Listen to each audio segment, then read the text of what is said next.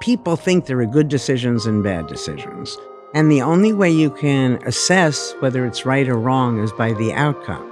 And so the idea of worrying about making the wrong decision doesn't make sense in the first place. And so you're always guessing at what's the right thing to do. And I'm here to inform people nobody knows. And it's okay not to know. Everything is mutable. Everything can be different from what it is. And so if it doesn't work, change it. Hey, everybody. Welcome to the podcast. I just want to say up front that I appreciate your attention. Attention is precious when you pause to think about it. All we have is our attention. And while we tend to take this for granted or overlook it or waste it or misdirect it, what and who you devote your attention to matters. And for that reason, I don't take it for granted that right now you have chosen to give your attention to me, to this podcast. It's a responsibility that I take seriously and hopefully honor with today's conversation, which in many ways is itself about attention. My guest today is Dr. Ellen Langer. Dr. Langer has dedicated her career to challenging our most fundamental assumptions about the nature of the mind, consciousness, and human behavior. Dubbed the mother of mindfulness, Dr. Langer is Harvard University's most popular psychology professor, as well as my most popular guest of 2024. And today, she returns to share deeper insights on mind-body unity, why much of what we think we know isn't so, and how embracing uncertainty and mindfulness can liberate us from our self-imposed limitations. In addition, we discuss why making decisions right matters more than making the right decision and many other topics. Dr. Langer is a force of nature, brilliantly contrarian in the best sense, and delightfully unconventional. And my hope is that this conversation will leave you questioning everything you think you know and empowered by that uncertainty.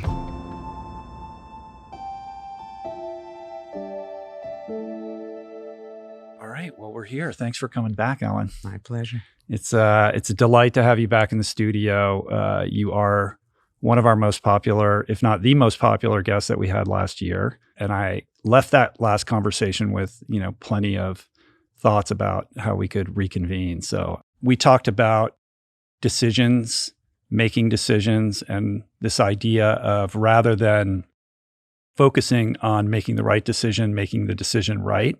Maybe we can spend a few more minutes kind of exploring that because people were so fascinated. Well, the idea is you make a decision to take action.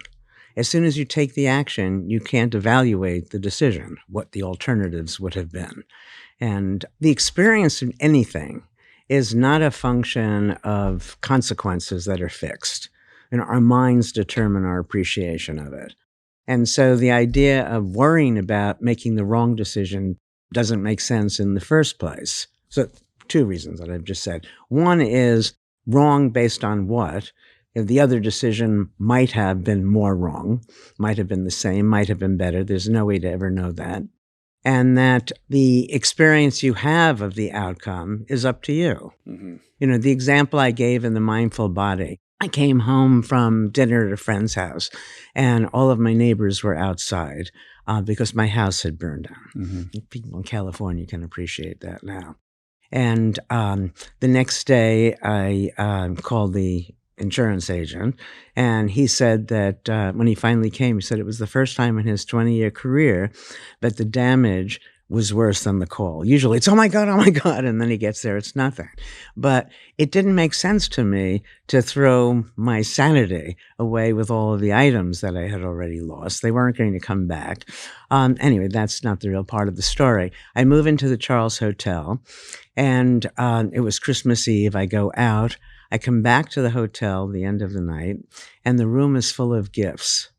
Not from the owners of the hotel, not from the management, but from the so-called little people, the people who park my car, the chambermaids, the waiters and waitresses. It was beautiful. Mm-hmm. And Rich, I tell you that it took me forever to be able to tell that story without it bringing tears to my eyes. So now we have a situation where I lost 80% of what I had. I can remember only one thing that I lost, but every Christmas I'm reminded of what feels like the basic goodness of so many people. And so for me, it was actually a very positive experience.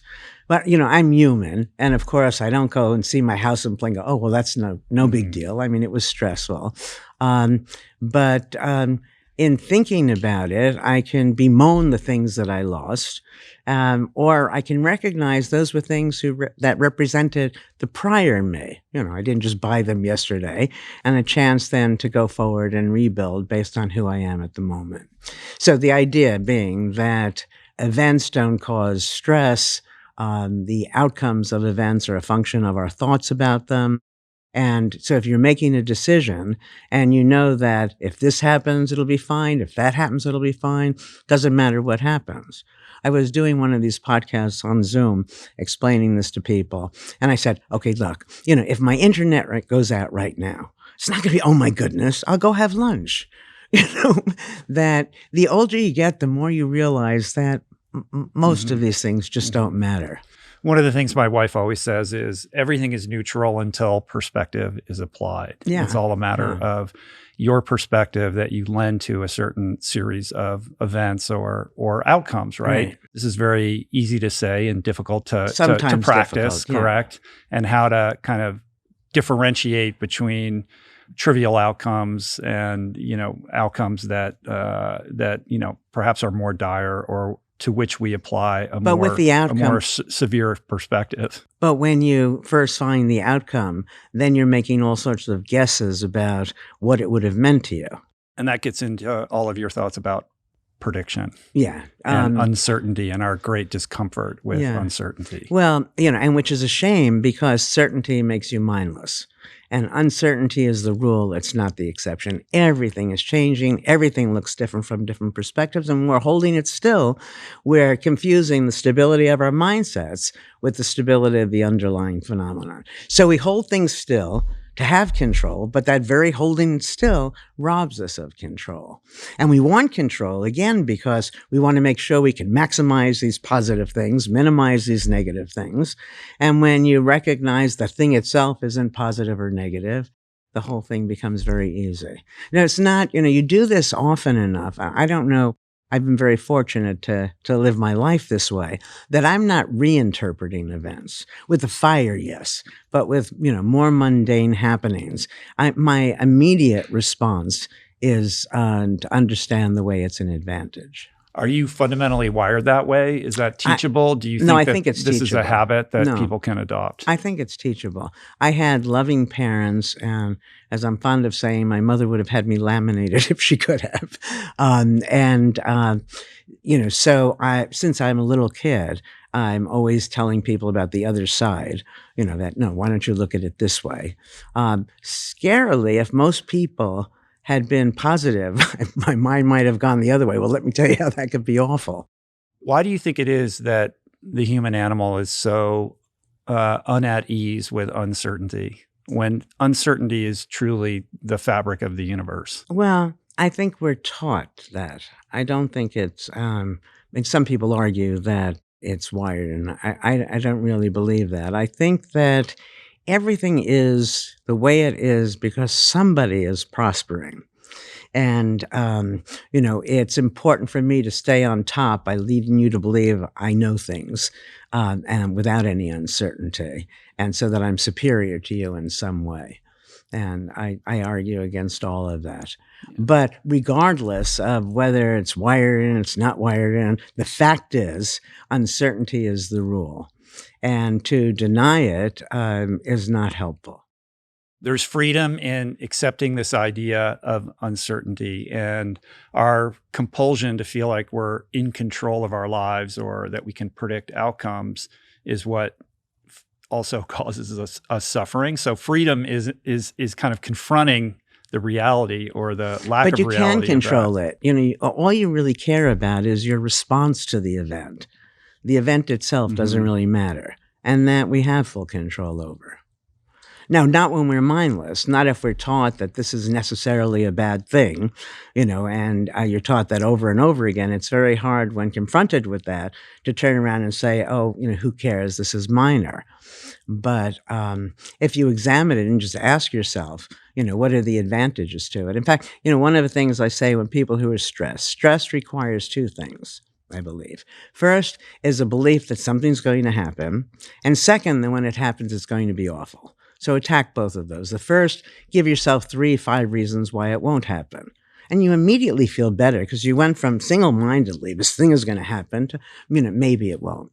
But the more fun part, fun for me, but not for most people, is to then say, okay, let's assume it does happen. How is that actually an advantage? Mm-hmm. And when you do that, then you're in a position where it might happen, it might not happen. Either way, I'm going to be fine. And so then you can get on with just being. Yeah. I think that, there's a lot of talk, especially on podcasts, about sleep hygiene, how important it is to get 8 hours and all these sort of protocols to ensure a healthy night's sleep. But all of that is for naught if you're just hashing, stress, and if stress is just this cycle that's recurring in your mind, and you're thinking about all the terrible outcomes and all the things you have to do that, if you can't put the brakes on that or arrest it or reframe that narrative, I think that's the real source of, people's inability to sleep. It certainly is for me.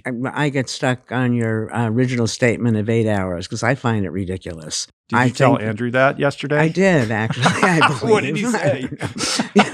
That if you just ran a marathon versus you were in bed all day watching television, eating candy, you're not going to need the same amount of sleep that night.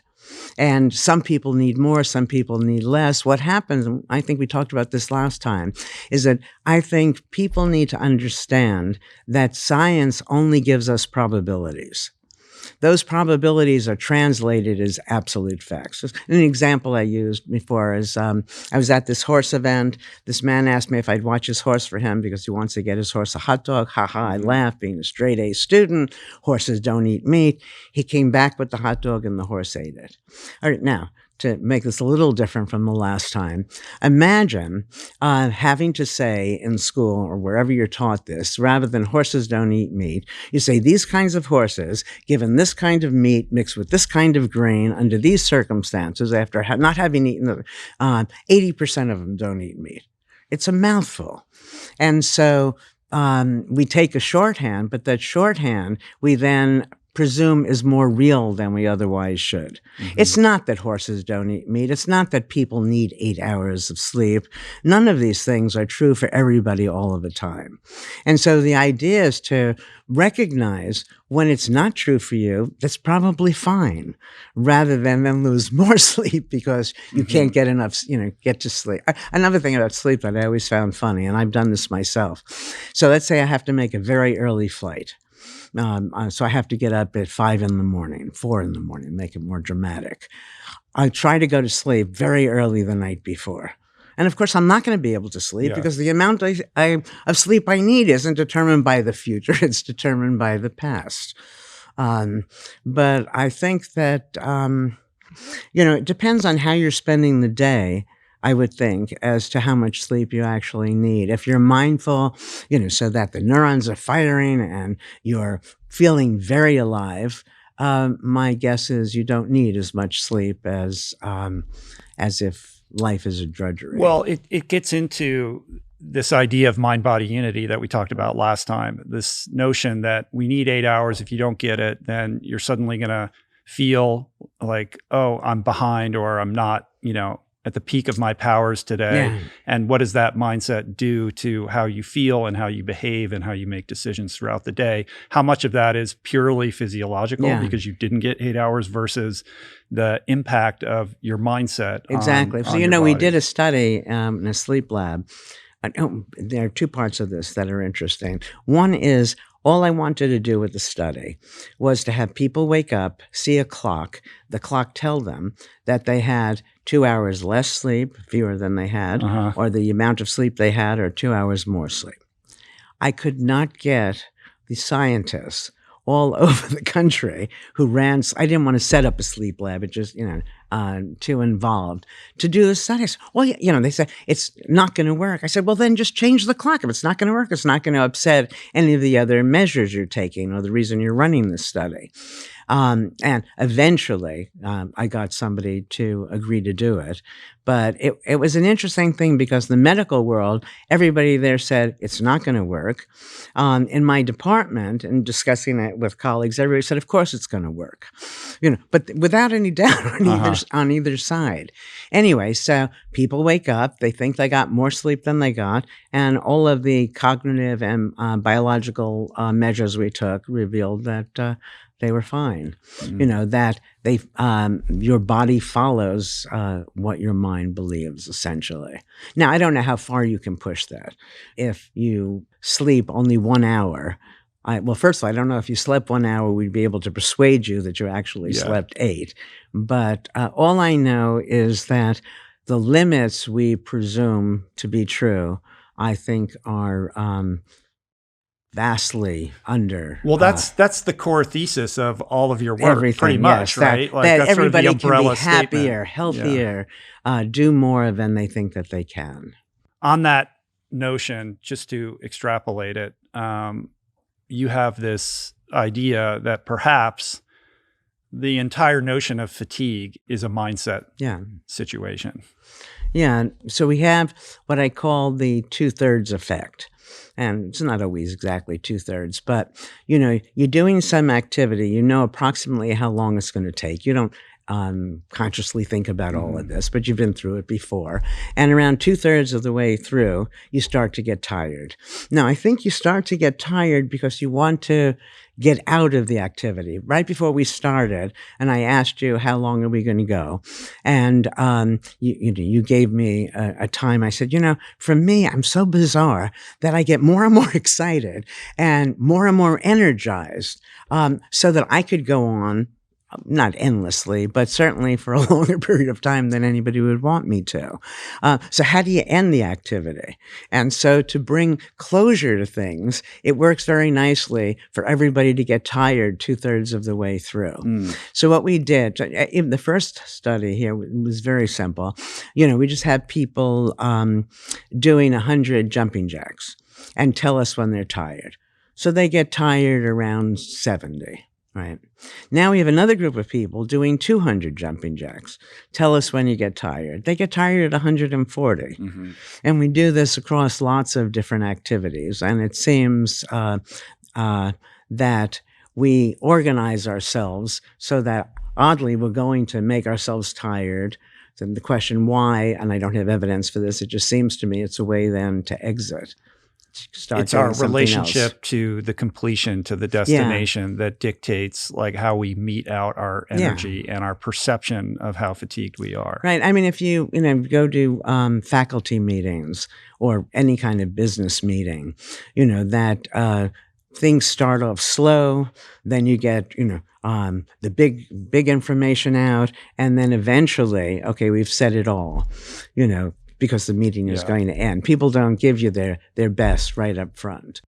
It's curious as an athlete to think about fatigue as something that's rooted in the mind, because obviously if you could unlock that or help people, reframe their relationship with fatigue in an athletic context, that would be like this unlock to performance enhancement. Yeah. So there was a study that was done forever ago where a person was supposed to, as the participant, you write your name and you just keep writing your name and you write your name.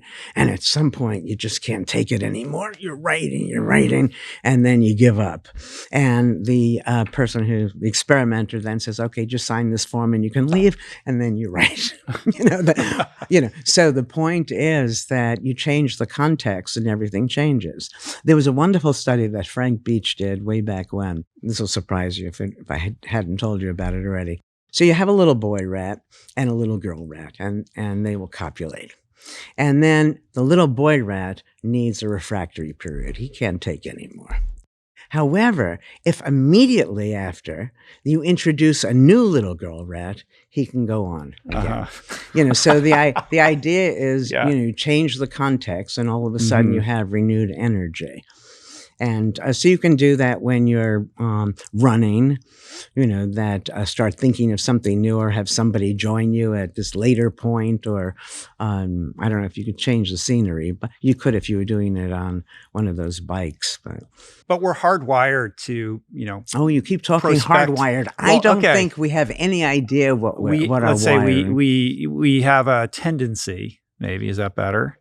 Well, Based on my observations, or maybe just from, I'll share my own personal experience. Okay, here we go. I can't argue that. If we sort of want to predict into the future when things are going to end or what those destination points are, so that we can then make decisions about how we're going to approach it, correct? In the context of like athletics, there are these adventure races where the race organizer won't tell you how long it's going to go. Oh, wow. And there's something particularly maddening about that. Like, you don't know, it could be days, it could be hours, and that has a tendency to like break people mentally, right? When they don't know like how many challenges they're going to have. So how would that fit into? Well, it fits in beautifully, don't you think? That I don't know how to organize myself. Should I go full out? If I'm going to run 100 yards, then I'm going to go full out right from the beginning. But if I'm going to go 5 miles, I have to hold back. And all of that is based on an assumption of how much you can do. Mm-hmm. That if I think that if I go full out, I can't do that for the 5 miles. I personally can't do it. But we make decisions about our own limitations that then predict those right, outcomes. And those decisions then become self-fulfilling prophecies. Yeah. The other ripple in this conversation around decision making is the importance of different types of cognition beyond like the intellectualization that kind of monopolizes how we make decisions, or the fact that we kind of overlook the other aspects that are truly informing how we're making decisions and then hang our hat on these intellectual rationales. As for example? So we have a decision to make. For example, are you going to be a professor at this college or this college? And we make a list. Here's all the pros and the cons. And then we sort of believe that we're making a decision based upon those when in fact there's something else going on. Well, that you make this list and you see the school you really want to go to is losing, so then you change the advantages and disadvantages, change the cons. Implicit in what you just said is that it's the emotional piece that is really the driver of how we actually make decisions. I think that people make the decisions the right way. And are led to believe by the experts that they're doing something wrong. And the only way you can assess whether it's right or wrong is by the outcome. And if we go back to my original statement that you articulated, that rather than worry about making the right decision, make the decision right. So if you make the decision right, then whatever the process was worked for you. So in other words, I think that in some level, people know that they can't do what people are telling them to do. To do a cost-benefit analysis makes no sense once you recognize that every cost is a benefit, every benefit is a cost. So it's going to add up to zero. They say collect information, but how much information? There's always more information that could change the sense of what you're doing. We have the feeling that the more information, the better, and I think that that's a problem. If there were, in fact, 100 pieces of information, right, and you collected 90, you'd be in a better position than if you only collected 50 pieces of information. But there's not 100 pieces of information. It's almost infinite. I'm trying to make a decision. I can say, well, is this thing going to be good for me now? Is it going to be good for me in 2 weeks? Is it going to be good in a year? Is it going to be good in 5 years? So on. Is it going to be good for my family? Is it going to be good for the world? It potentially can go on and on. I mean, every decision we make is doing something for us on some level, whether we're conscious of it or not. But I imagine somebody listening to this might be thinking, well, if this is just about making every decision that I make right, then does that not rob me of the ability to, look into the rearview mirror, assess the decisions I've made in the past, and kind of do a forensic analysis and that's try to figure wonderful. out No, I think like that's how I can make wonderful. better decisions Sure. going forward. Like if I'm just like, well, I just make it right and it was the right decision, then you're never really reflecting upon No, your that's not decision-making true. ability at all. But it doesn't have to work that way. You can do all the reflecting with an awareness that it really doesn't make a difference. It doesn't make a difference with respect to making a better decision, but it is informative. It's also fun to do. It can be quite mindful. It's just not going to lead to a better decision. I mean, and that's hard for people to understand. Yeah. People think there are good decisions and bad decisions. And, that once you've made the decision, again, you don't know what the alternatives would have been. It also depends on the timeline. Yes, yeah. And not only that, but we make decisions because we think we can predict. Once you realize that prediction itself is an illusion, then, even if it's a simple thing like, should I have this candy bar? Well, you're a health nut. Okay, so I can have this protein bar Go ahead. versus this other protein bar, relies on an assumption that it's going to taste to me the same way they both tasted in the past. And then I say, well, which of these tastes do I want right now? But my biochemistry is different today than it was yesterday. And so even that assumption is wrong. Yeah.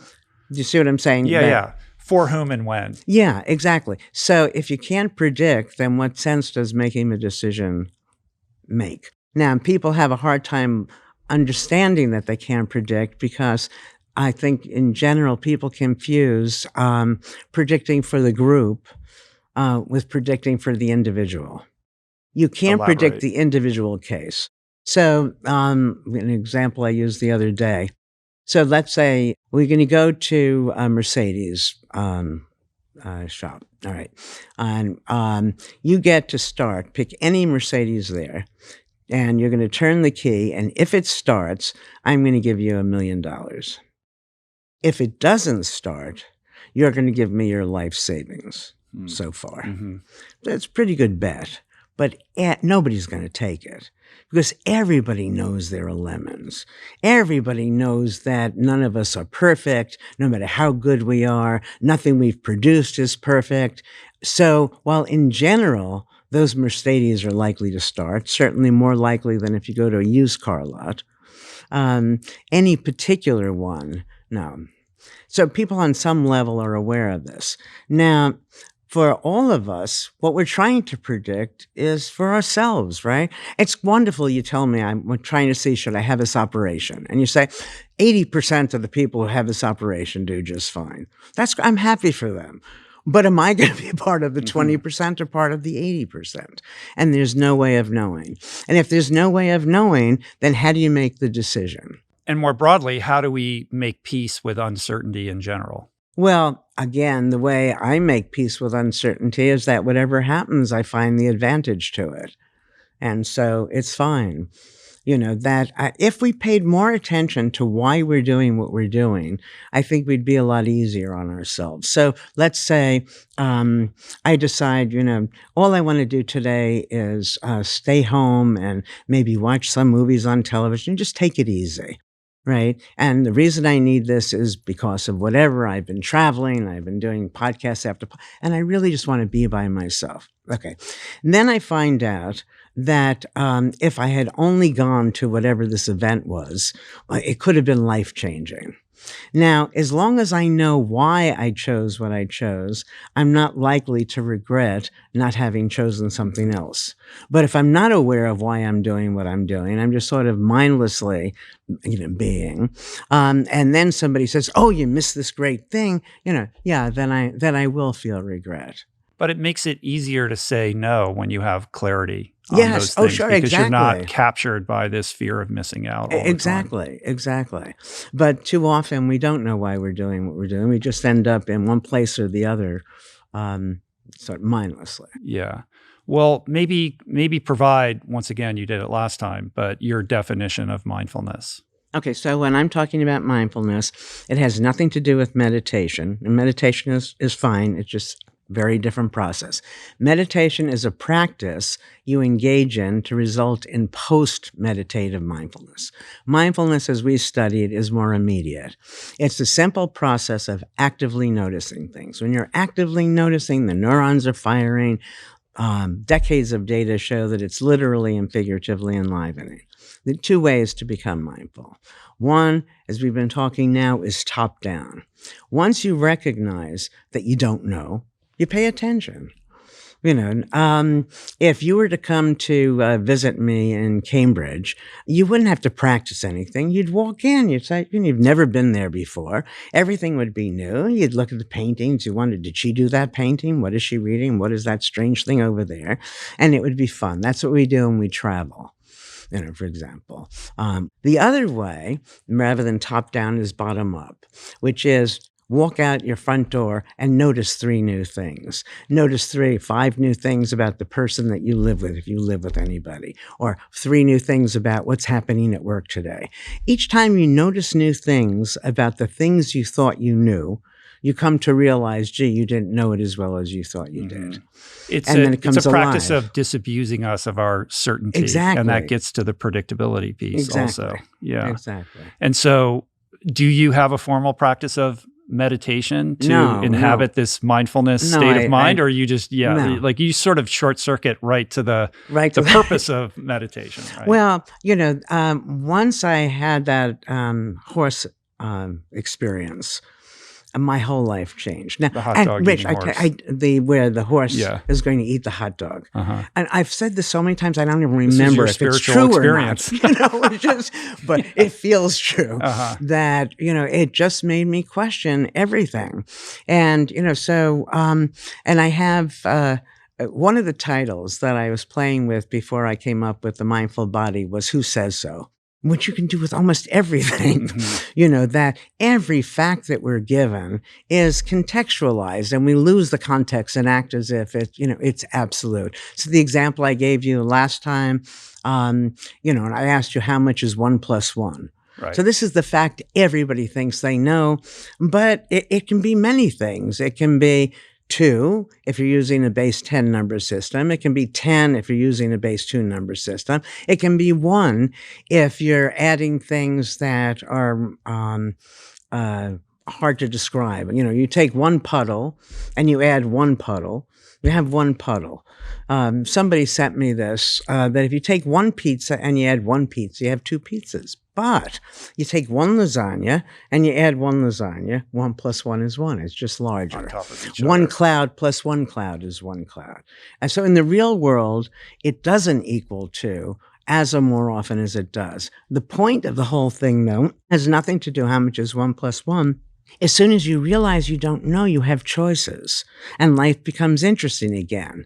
Somebody now asks you how much is 1 + 1. Well, you say, gee, I can give them the answer that, I can say 2 and pass the test. I can say 1 and be a smart ass. I can, say 10 to show that I have some mathematical knowledge. I think there's a deeper philosophical inquiry here, which is, and this relates to mind-body unity. Like the end point on some level of mindfulness is to realize the oneness of everything, right? That the self and our notion of identity is this illusion, and we're all entirely connected. Mm-hmm. And at its end point, the equation of 1 + 1 isn't even a question that you would ask. It wouldn't make sense because there is only 1. Yeah. Yeah. Well, if you say, we look at science and you do experiments and then they lead to more experiments and more, you're never going to get the answer, the final answer, because things are always changing. Or you could just say, if you were religious, God did it. The answer is God, and then the game is over. And so there's always some attempt to find that middle path that gives us an opportunity to think about things. But to think we've gotten the final answer, as soon as you have that answer, you no longer pay any attention. And then, in my view, if you're going to do something, you should show up for it. And you're not going to show up for it if you think it's uninteresting. And nothing, I have this, some talk I was giving, and I have this slide that I show, which is something Mark Twain said. And he's described, I don't remember it well enough to make it fully interesting, but it's beautiful. Or he's just talking about water. And the point I make with it is anything can be made interesting. Anything can be made uninteresting.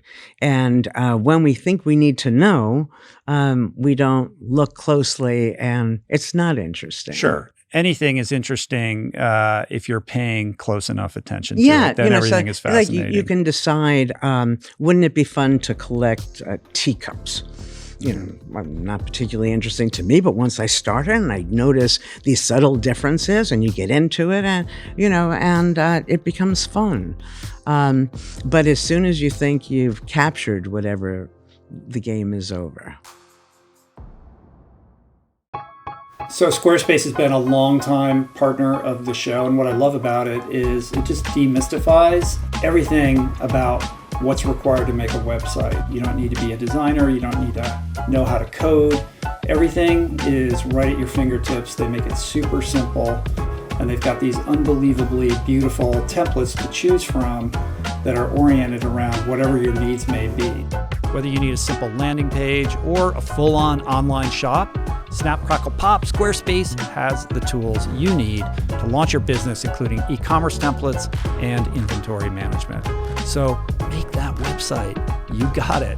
Click the link in the description below for a free trial. And when you're ready to launch, use offer code RichRoll to save 10% off your first purchase of a website or domain. We're brought to you today by On Charge, which is this really cool company that makes a fantastic broad line of evidence-based holistic wellness products. They make everything from blue blocking glasses to red light therapy devices to EMF shielding products and tons more.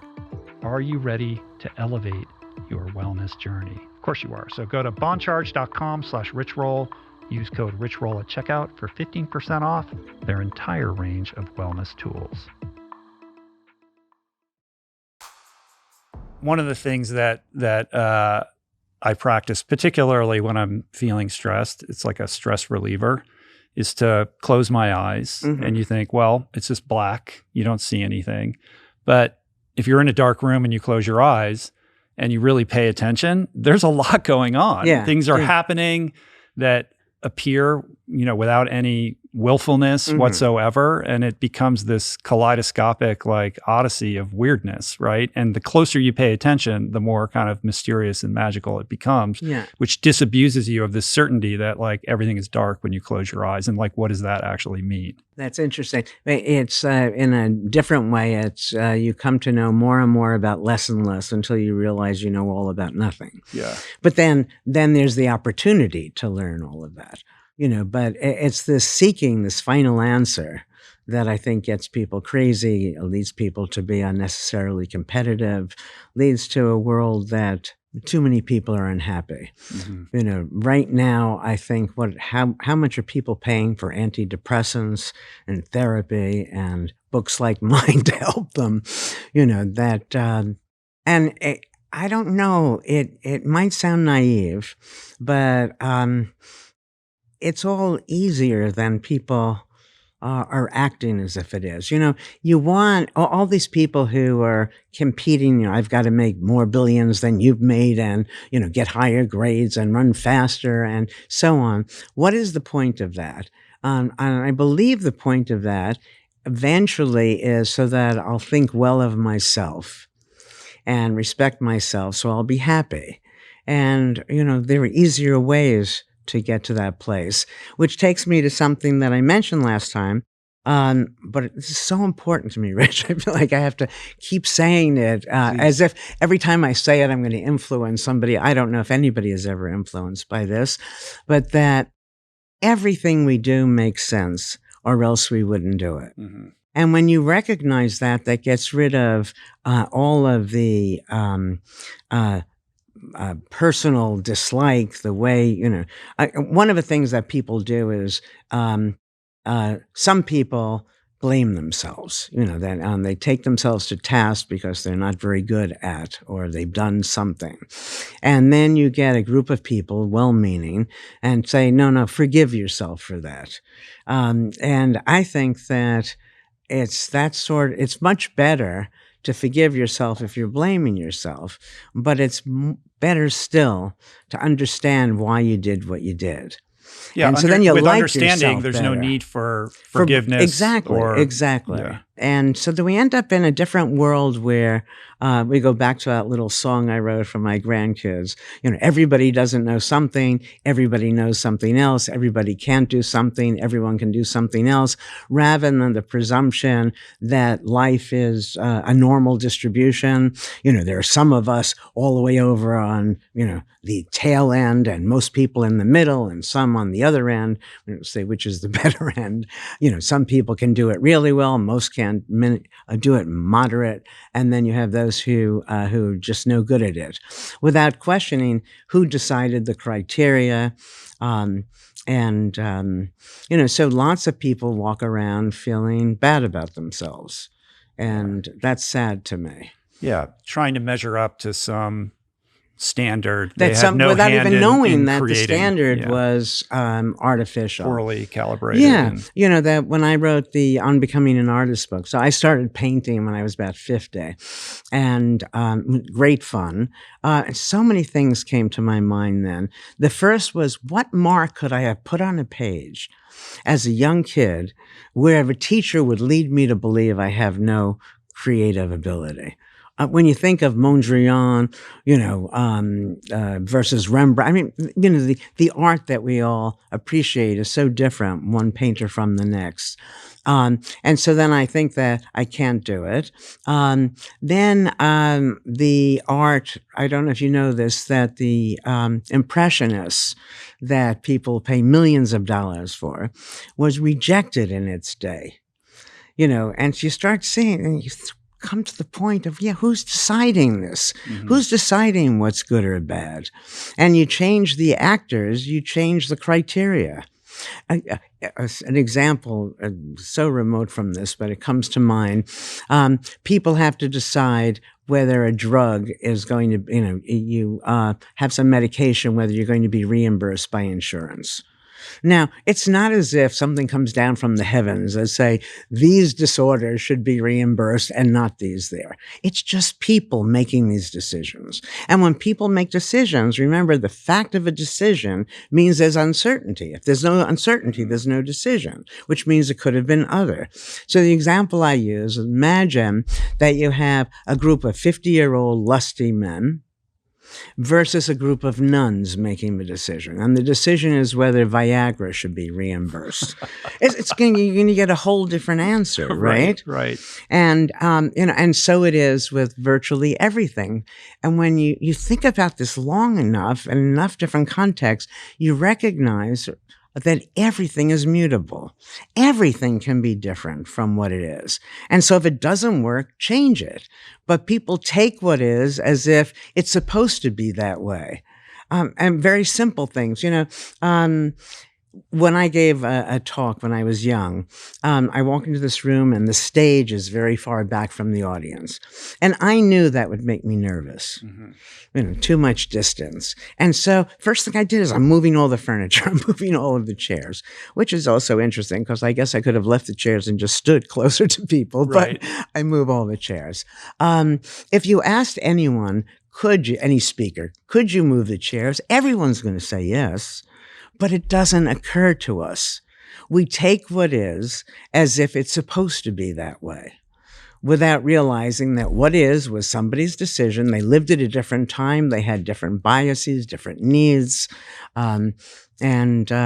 Also, the more different you are, I believe, from the person who made the decision, the person who wrote the directions, who came up with the instructions, the more important it is for you not to mindlessly, blindly follow them. Right. Well, these rules, whoever dictated them, at least with respect to issues related to social order, are generally created and enforced by those who hold power and have an investment in the status quo. Right, exactly. And so, with some of these things, it may be fine to leave the rule as it is, but not to feel bad when enacting that rule doesn't put you at the head of the class. So I play tennis. If I designed the game, you'd have 3 serves. First one, I'd kill it. That It wouldn't go you. in. Right. And the second one, I learned from the first, and then I have my follow-up was third serve, and I wouldn't fold. It's 2 serves. Okay, so if you're going to play with me, we're probably going to play 3 serves. But if I'm playing, in normal circumstances, it's going to be 2 serves. And so if I'm evaluating my tennis ability, I have to recognize that it's determined by somebody who meets that goal more efficiently than I myself do. Not that I can't do this. I can't do it the way it's best for you to do it. And if you're in charge, so be it. You see what I'm so there are 2 things there. One is you can change the damn rule, which I do all the time. The older I get, the more I do it. Or I can follow the rule and recognize that it's not going to work as well for me as if I created whatever the rules of the game are. What is the difference in your mind between a rule breaker or somebody who is contrarian versus being open-minded and wide-eyed and curious? Well, it depends. If the rule breaker is breaking the rules just to be a rule breaker, you're not going to end up with much respect for them.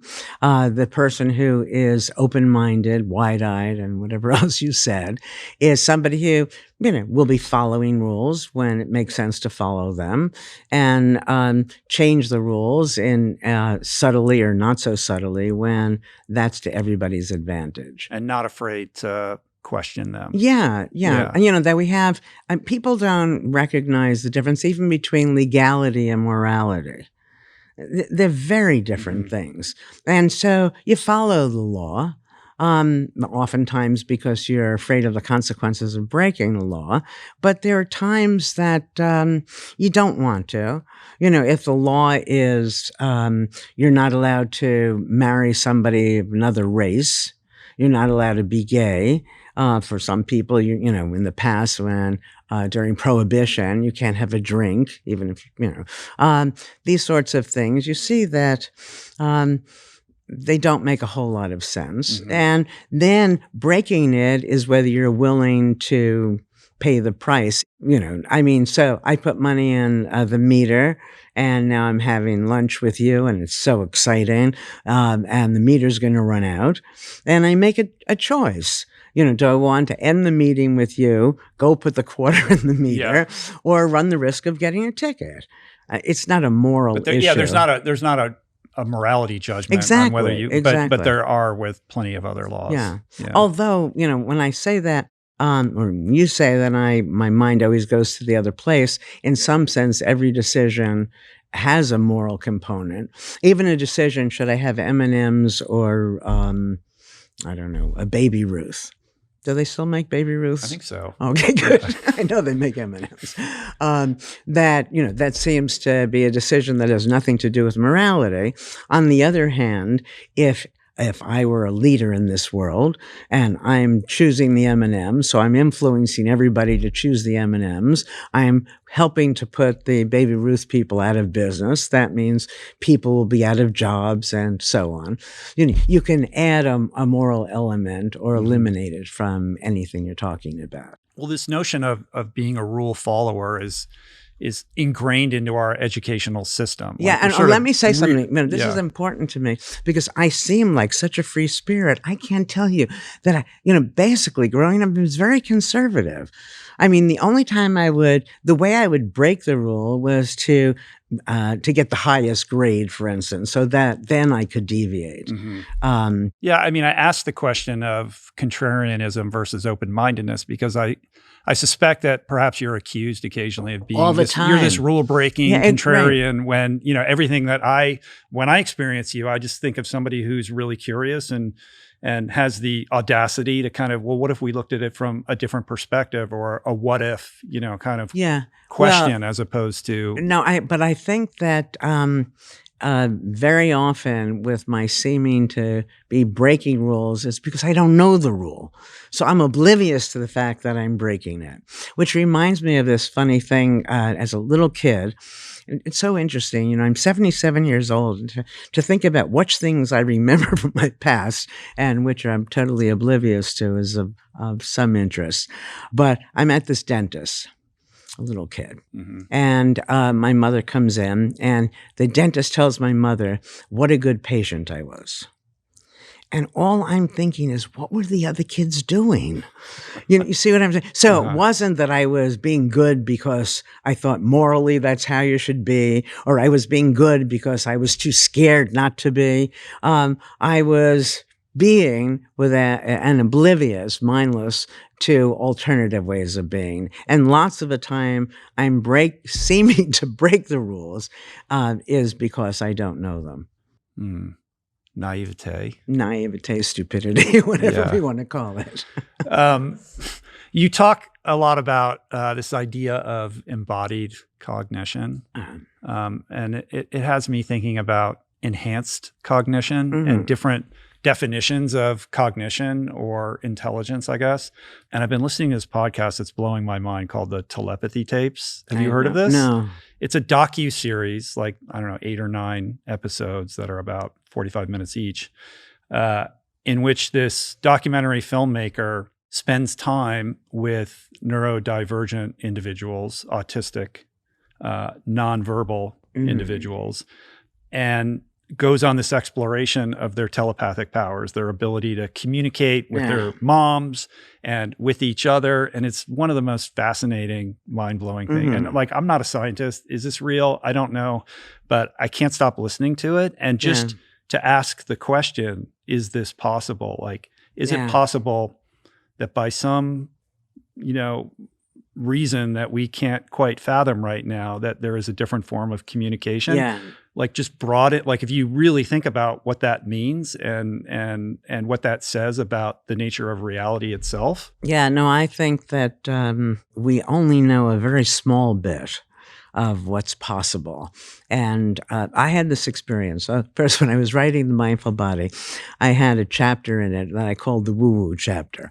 The publishers asked me to get rid of a lot of it. But it was really interesting to me. All of these things, everybody's had these strange experiences.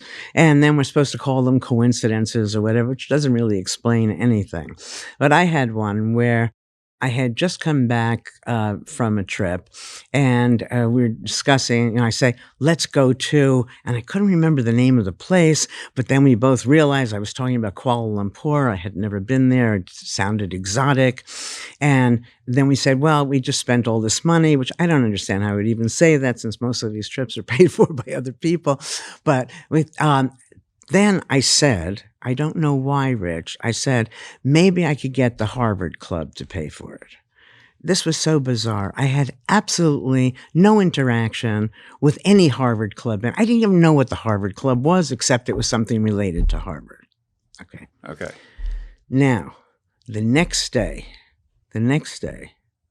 I get a letter from the Harvard Club of Kuala Lumpur inviting me to give a lecture. And, how did this happen? Now, I didn't know, was I picking up information out there in the ether? Did I control it, make it happen? I can't tell you how many conversations I've had with very sophisticated statisticians where we start talking, they walk away from me, And somebody would say, well, you probably saw the piece of mail and forgot that you saw it. And no, because I'm very efficient in certain ways, and I never open a piece of mail twice. I open it, I do it, and if I can't take care of something out of the time, I don't open it until a later time. So I knew that wasn't true. How it happened, and to say coincidence, what does that mean? So what do you make of it? I don't know. I know that the things that we have a very small world that we look at, ignoring everything else, and we call everything else noise. And I think probably most of the interesting things that we'll find out in the future are part of that noise. I had this thing, maybe it'll reveal too much about me, but I went to see this psychic. Friends had gone to the psych. I thought, okay, this is fun. Why not? And the psychic said to me that my book, this is before the Mindfulness book was written, was going to be a great success. And she also said that beware of somebody who wears three-piece suits, and that I have a crack in the foundation of in my house. Oh, and then I have a gas leak, a slow gas leak. That's very specific for a psychic. Now in today's world, this was before the internet. Today's world, you look me up, you can get maybe even this information. But that was when a time when that didn't exist. And so I'm thinking about it. And the first thing I do when I get home is I call the gas company to come to check for a gas leak. And they say, why do you think there's a gas leak? I said, never mind. I get off the phone because I'm embarrassed. Okay, so then I go to my house at the Cape, and I'm in the garage, and the cement is cracked. I go out, and there's a construction worker. I bring him in. I said, does that count as a crack in the foundation? He said, yes. Yes, my book's going to be a hit. Wow.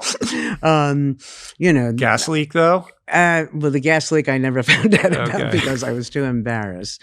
And the person with, the three-piece suit, that's an easy one to explain psychologically. I mean, if you know anybody with a three-piece suit, then you start thinking about them in such a way where, sure. you become... I mean, true or not, I think the greater point is just to appreciate or have humility around the limitations of our senses. Exactly. And to understand that, that not only is it possible that there's other things going on, I know you don't like probabilities, but the probabilities are that there's quite a bit going on that we're just not, we're not developed enough to notice or fathom. Yeah. That when you think of how many universes there are, and that how little we know about different galaxies and so on. Perhaps there's life out there, that I remain agnostic with almost all of these things. And knowing that some people would then peg me in a way I wouldn't like to be pegged, rather than open-minded, but, somewhat weird or whatever. But we just don't know. I pay a lot of attention to the things that I don't know, not in order to learn them, but, to remain open. One of your ideas that I think, may fall into the contrarian category has to do with delayed gratification. Yeah. All right. So state your thesis on this. Okay. Well, I'm not sure how I stated it where you've read it, but essentially there's a belief that there are good things, there are bad things, that what people should do is, you work hard so you get the pleasure afterwards. And we go back to what I've said now several times, things in and of themselves are not good nor bad. I think it's crazy to delay gratification. Delaying gratification suggests that there's no way to enjoy whatever you're doing. And I think that's the way we keep certain people in miserable jobs, that they should do these things because of something after that will result. I think there's different contexts for that, and perhaps the premise is a little bit flawed because there's different types of gratification. There's a sort of immediate pleasure gratification and the greater gratification of having delayed, sort of short-term pleasures for meaning and purpose that comes with working towards, difficult goals. One can take any idea and break it up into, we can talk about 20 different kinds of mindlessness or whatever. But in general, the idea is that there are certain things that are unpleasant, right? And so, you should do those things that are unpleasant for some loftier goal or some reinforcement in the future. And what I'm suggesting is that the way we do what we do is more important than the what we're doing. Anything can be done mindlessly or mindfully. And when we do it mindfully, it's exciting and fun. So, in other words, it's about the perspective that you have about the thing that we're calling difficult or uncomfortable or a delayed gratification act. So in the context of maybe running a marathon, you're going to have to do all this training. It's going to be really hard. You're going to suffer. But the choice to label it as suffering or to perceive it as hard is a choice. Exactly.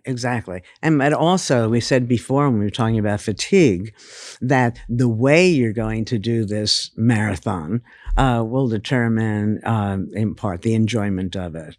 That if you see yourself, I can't make it, or, I make everything again. But how would you put that into practice without kind of labeling it as Pollyanna? Like, okay, I do want to do this. It is hard. Wait, I know, but let me What's just wrong set it with up. Pollyanna? Okay.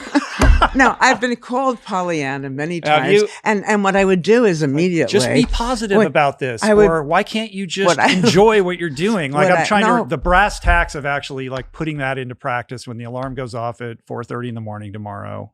And your instinct is to groan because you're tired. But Ellen says, like, just, be grateful and be excited that you get to wake up so early in the morning. Okay. I say, what do you say? It's probably too early for me to say anything, but nothing is dictating how we feel. Our understanding of events, that if I say, oh my God, I'm going to miss the plane, then I'm going to be all nervous and jump out of bed and not be happy. Or I can get up and look forward to a cup of coffee or something. I don't know. It's hard for me to think about 4:30 in the morning. But in general, that any event can be done so that it's tedious or it's enjoyable. So we did this simple little study. We have people doing things that they don't like. So we have women watching football who hate football, people listening to what kind of music? Well, classical music who don't like classical music, or hard rock, whatever, who don't like hard rock, people looking at paintings who know nothing about art and can care less. Okay, so we have we have people doing things that they don't like. One group just does it. Another group notices one new thing about it. Another group notices 3 new things about it. Another group notices 6 new things. The more you notice, the more you like it. That's the way you get into an activity. So if you're thinking of something as tedious, you're sort of looking at it as this whole, rather than looking at individual parts to it, getting engaged in it. We're brought up to wait for something to excite us, whether it's a person, an activity, and all of that I think is wrong. That anything can be made exciting. You take a prisoner. Okay, so we have the Birdman of Alcatraz in California now. And, all of a sudden there are pigeons in that little window that he has in the cell, and he gets into pigeons. This is somebody who the last person you would expect would be a bird lover. Mm-hmm. But starting to notice the different things about and makes friends with the pigeons, and all of a sudden he's a happy camper. Mindfulness, paying attention is always the practice. Exactly. The more you notice, the more you like what you notice. We did this, one of my students did the study with Godiva chocolates versus an inexpensive chocolate. And the chocolates are wrapped in Godiva wrapper or inexpensive wrapper. Okay, so you're eating expensive chocolate, but you think it's inexpensive, cheap. You're eating cheap chocolate, but you think it's expensive, or you're eating the correct label. And what happens is that when people, it's not surprising, people enjoy the Godiva more for halo effect, for nothing other reason. But what was interesting was when they were eating what they thought were the expensive chocolates, they spent more time eating it. enjoying it. You go to a museum, all right, you have a painting in a museum. If you had that same painting in your friend's house, in the friend's house and you don't think they know anything about art, you don't pay any attention to the painting. Now this painting is in the museum. It must be wonderful. You start to pay attention to it. You go into a gallery. You have a painting that's $500 and you have a painting in the next room that's $50,000. So somebody is telling you this thing is good. Now you engage it. But these are all stories. To every experience, we bring a story that we've constructed based upon our past experience that we then use as a predictor of how we're going to experience some present or future event. And Richard, mindfulness is it's not, but these are all stories. These are all stories. These are all stories. It's different because the but sounds like, what is the alternative? My point, the reason I use the word but is to underscore the fact that they're fantasies or illusion. All of these stories are untrue. No. They're only true to the extent that we have decided that they are.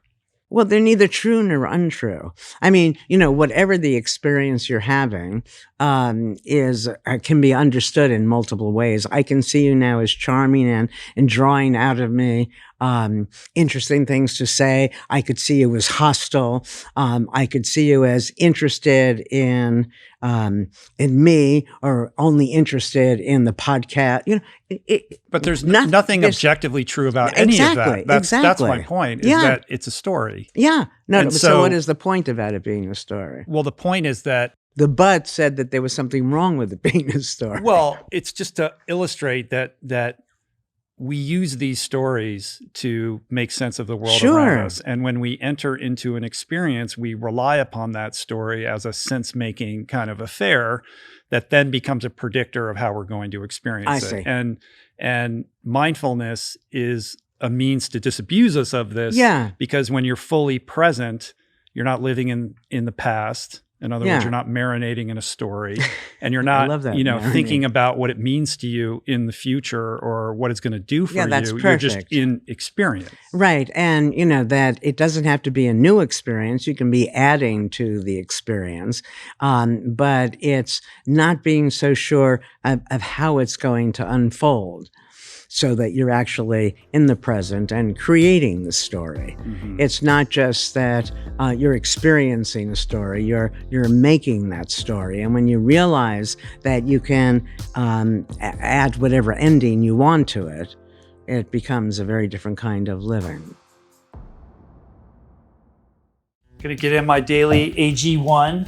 This is a habit I started maybe, 6 or 7 years ago. Tastes great, 75 vitamin and minerals packed into every scoop, and it's energizing, good for your body. Super simple, super easy, super convenient, particularly when I'm on the road, when I'm traveling, when I'm moving around a lot. I keep the travel packs everywhere I go, so they're always within arm's reach, and that way I know that I'm doing what's best for my body on the daily. So, if you're looking to establish a new healthy habit this year, try AG1 for yourself. It's the perfect way to prioritize your wellness. That's why I've been partnering with AG1 for so long. And right now, AG1 is offering new subscribers a free $76 gift when you sign up. You'll get a welcome kit, a bottle of D3K2, and 5 free travel packs in your first box. So make sure to check out drinkag1.com/rich to start your new year on a healthier note. Well, let's talk about relationships, because I think stories play a big part in how we think about and participate in our various relationships. I know you're hosting a couples retreat in March, so I'm curious, because this is outside of what was in the Mindful Body book. How do you think about relationships? What is your kind of thesis on this? Well, there's so much to say, that there are some people who believe, we've been together for 20 years. It's, sort of almost boring, or you've been working at a job for 20 years, pick whatever number, and it's boring. And so before a Thanksgiving, I say to my students, because they're going to go home, and are their parents going to say to them that they're boring because they've known them for 20 years? Or you don't even do that with a favorite plant. And the difference between the marriage or the relationship and the relationship to a child or a plant is you expect the child to grow. You expect the plant to be changing. And that's what keeps it lively. And so in a relationship, once you think you've captured this other person, they become less and less interesting. And they're changing and you're changing. And by this awareness and this presence in the relationship keeps it lively. And then, so we go back to what you were saying before about how we want to hold things still so that we feel we have some control over them. We do that in relationships. You are so damn selfish. Whatever we call each other, in no relationship, in every relationship, there's something about the other person that's not exactly as you yourself would want it to be. So if I think you're selfish, I'm going to notice when you're selfish. And it's going to irritate me more and more. And I'm not going to notice all the times you're not selfish. We have this with everything, a tendency to confirm our hypotheses. And so you have to be careful what you ask yourself, because no matter what you ask yourself, you're going to find evidence for it. And so if you're looking for the person's faults, you're going to find them. Now, I think that another aspect of relationships that's probably important is recognizing what we talked about in the past, and I brought it up again here. Behavior makes sense, or else the person wouldn't do it. So rather than casting aspersions, if we ask, why is the person doing this thing that's driving us crazy? How is it actually an advantage for them? And then we'd understand them, and rather than get ourselves to try to forgive them for whatever it is. So, why is a new relationship exciting? A new relationship is exciting because it's new. But an old relationship should also be new because today is different. Today, you're different people than you were in the past, and you have all these potential adventures to explore. Long-term relationships, it's curious what you just said. Like I've been with my wife for 25 years and it's work to keep it. It's a dynamic living thing, and it can only thrive when you're continuing to nourish it. Yeah. In long-term relationships though, there is that thing like, well, this is who we are, you're you and I'm me, and this is how we do things. And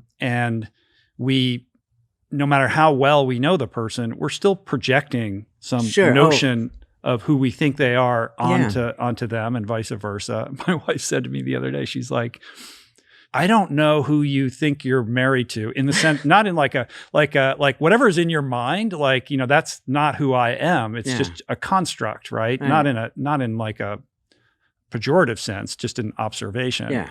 But then when they divert from that, or they do something different, or they grow and they evolve, because that's what we do. It's like, you've changed, or like you're not the same person. It's like, of course we're not, right? Yeah. So it's like we don't want it to stay the same and be stale, but then when we grow and evolve, like the tendency is then what you often see is like resenting that person because they're different than they were when you first met them. Yeah. No. So when I first met you, not in reality, but in our relationship, if we were together, that I just love the fact that you're so stable. It gives me an anchor. And then eventually, I can't stand it that you're so boring. It's the same thing, right? I love that you're so spontaneous. At the other end of the relationship, you're so impulsive. I love that you're so trusting of everybody. I can't stand that you're so gullible.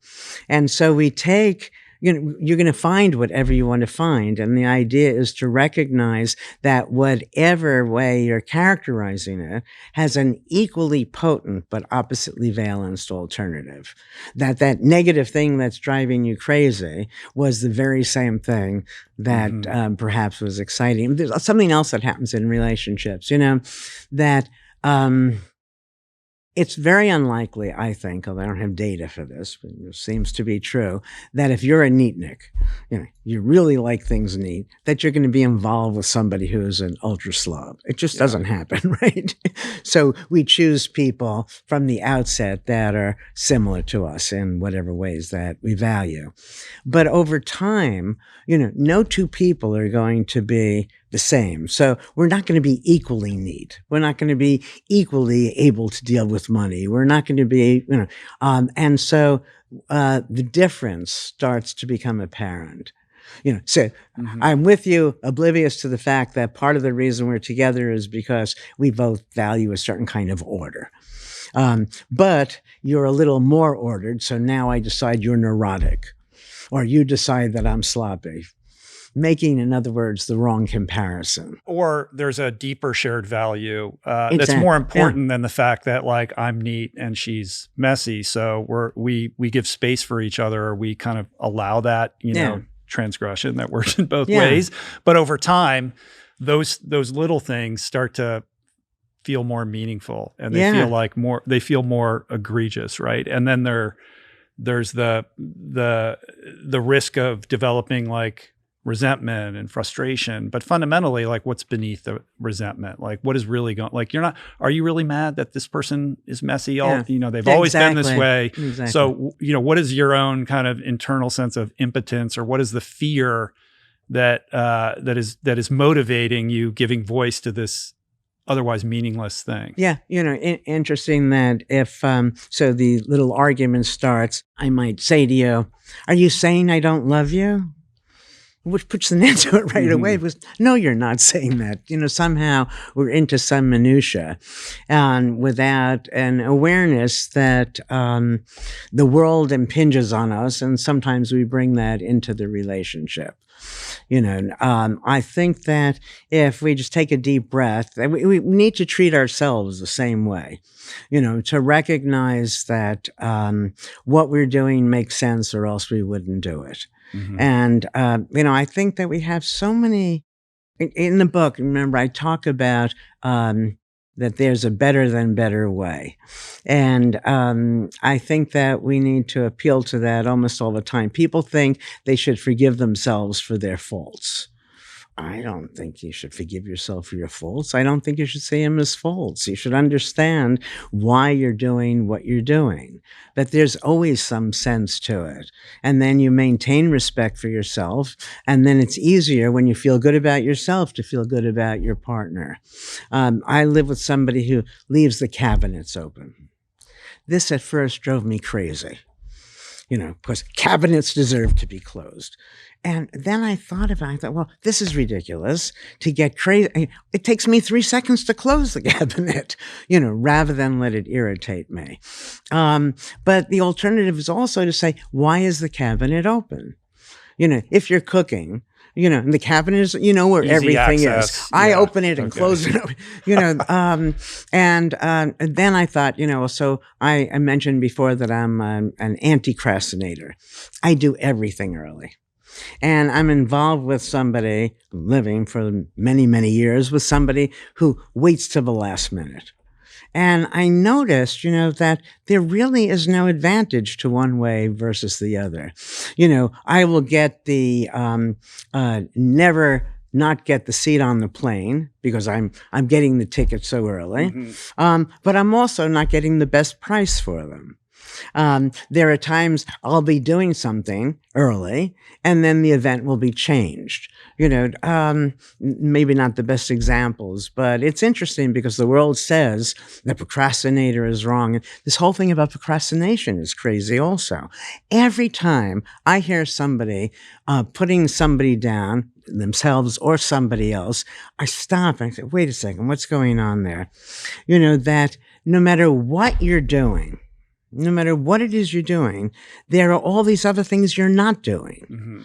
And you can see yourself as procrastinating because you're not doing them, or you can pay attention to what you are Adam doing. Grant talks a lot about that. Yeah, well, Adam was my student. Oh, he was? Yes, he Amazing. was. He's been speaking a lot about the important, there's a value in procrastination. There's something going on in your unconscious mind that is doing some problem solving for you, and you need that like the attention away from the problem at hand in order to best solve it. And so there is a productivity aspect to it. Yeah, but there are lots of ways of understanding it. The one I just said, which is that if you know why you're doing what you're doing, then you don't take yourself to task for not doing these other things. As long as it's not an excuse to keep doing the thing that is not serving. I mean, there's a reason why the alcoholic drinks. It's serving a need, right? And it doesn't mean that you don't redress the problem, but you also need to address the underlying need that is driving the errant behavior. Well, yes, but if you do that with respect, then you have the strength to make the change. So in one book, I had asked people, so you're anxious and you do X, and that relieves your anxiety. Is it a good thing to do X? Yes. Everybody would say. But then when you put in, what you're doing is having that drink or that third drink, then all of a sudden it seems bad. And so then you take yourself to task for it, but you shouldn't because it serves the purpose that you needed. Then with that strength, you now can look and say, is there some other way I can meet that need? Without having the negative effects of the first chosen alternative. So in the context of you being an anti-procrastinator and needing to get to the airport 3 hours early, on some level, I suppose there's a stress reduction aspect to that. Like there's like I need to get there early because I don't want to freak out or have to deal with long lines or be stressed out about not, getting through security on time, right? Yeah. But to the extent that your way of travel is at odds with your partner, then and it's creating relationship problems, then is there a different way for you to mitigate your stress so that you don't have to be there 3 hours early? I think that if we each describe why we're doing what we're doing, so it made sense to the other person, and it's not that I'm doing this, my doing this is not because I want to irritate you, which is the way in relationships we often think of these things. I think that the problem tends to go away. But my mind is consumed now with a story just to make clear how crazy I am with respect to this anti-procrastination. Many years ago, if you were going to Canada, you needed to have just a driver's license. I don't remember when this was. So I'm going to give a talk in Toronto. I get to the airport and they say, no, you need a passport. Nobody told me we used to be able to go just with a driver's license. I had enough time to go home, get my passport. But this is ammunition for your argument. Exactly. Yeah. This but is why you're right. All right. Yeah. Well, no, I'm right for me. Do you want to be right or do you want to be happy? Yeah. No. Oh, no. Sadly, people think that that's the choice.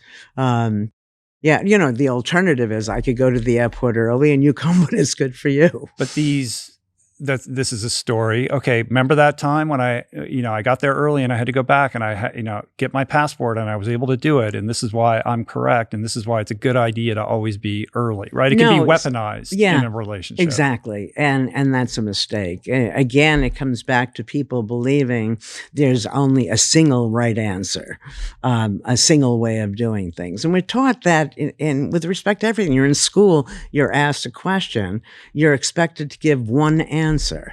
And life would be so different if, in fact, you were asked for 3 reasons for this, 5 reasons, and why these reasons are good, why they're bad, and so on, rather than now we understand it. It goes all the way back full circle to our attachment to certainty. Yeah. No, exactly. Or it can't be exactly, almost exactly. In some cases. Yeah. So when you do these couples retreats and people show up and air out their malfunctions and resentments, et cetera, like what is the counsel? Like how do you... Well, we don't count there. Is that how it works? Or? Yeah. Well, this is going to be the first, so I can't tell you how it has worked. But it's a matter of giving people a very different way of appreciating each other and activities that, we get to the point where almost everything we do is for show. And the older you get, I think that changes, where finally you realize none of this stuff matters. And if you can do that earlier in a relationship, the relationship is going to unfold and be more fun. Let me give you an example. This is not an example that we'll use, but not so different from it. Did I tell you last time about what I tell my students about shoes? Okay, I can't remember. Maybe. Okay, yeah. Well, then you I can't don't remember. like we talked about this. Like I never remember. No, okay, that's fine. Indulge me. But I tell them, so the class meets Tuesday and Thursday, and on Tuesday I tell them they can't come to class on Thursday unless they're wearing 2 different shoes.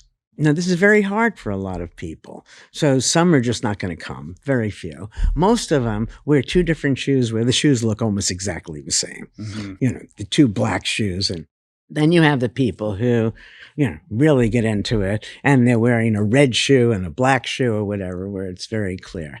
The point of it is, once they get there, nobody noticed. And if they notice, nobody cares. Yet we're so hung up with it. So this wonderful thing happened. One of my students comes in, Professor Lang, you won't believe what happened. I said, what? She said, I'm in the elevator. This man looks at my shoes, looks at my face, looks at my shoes, looks at my face, points to my shoes and says, is that intentional? She says, you know what I did? No. What did you do? She says, I looked at his shoes. I looked at his face. I looked at his shoes. I looked at his face. I pointed at his shoes and said, was that?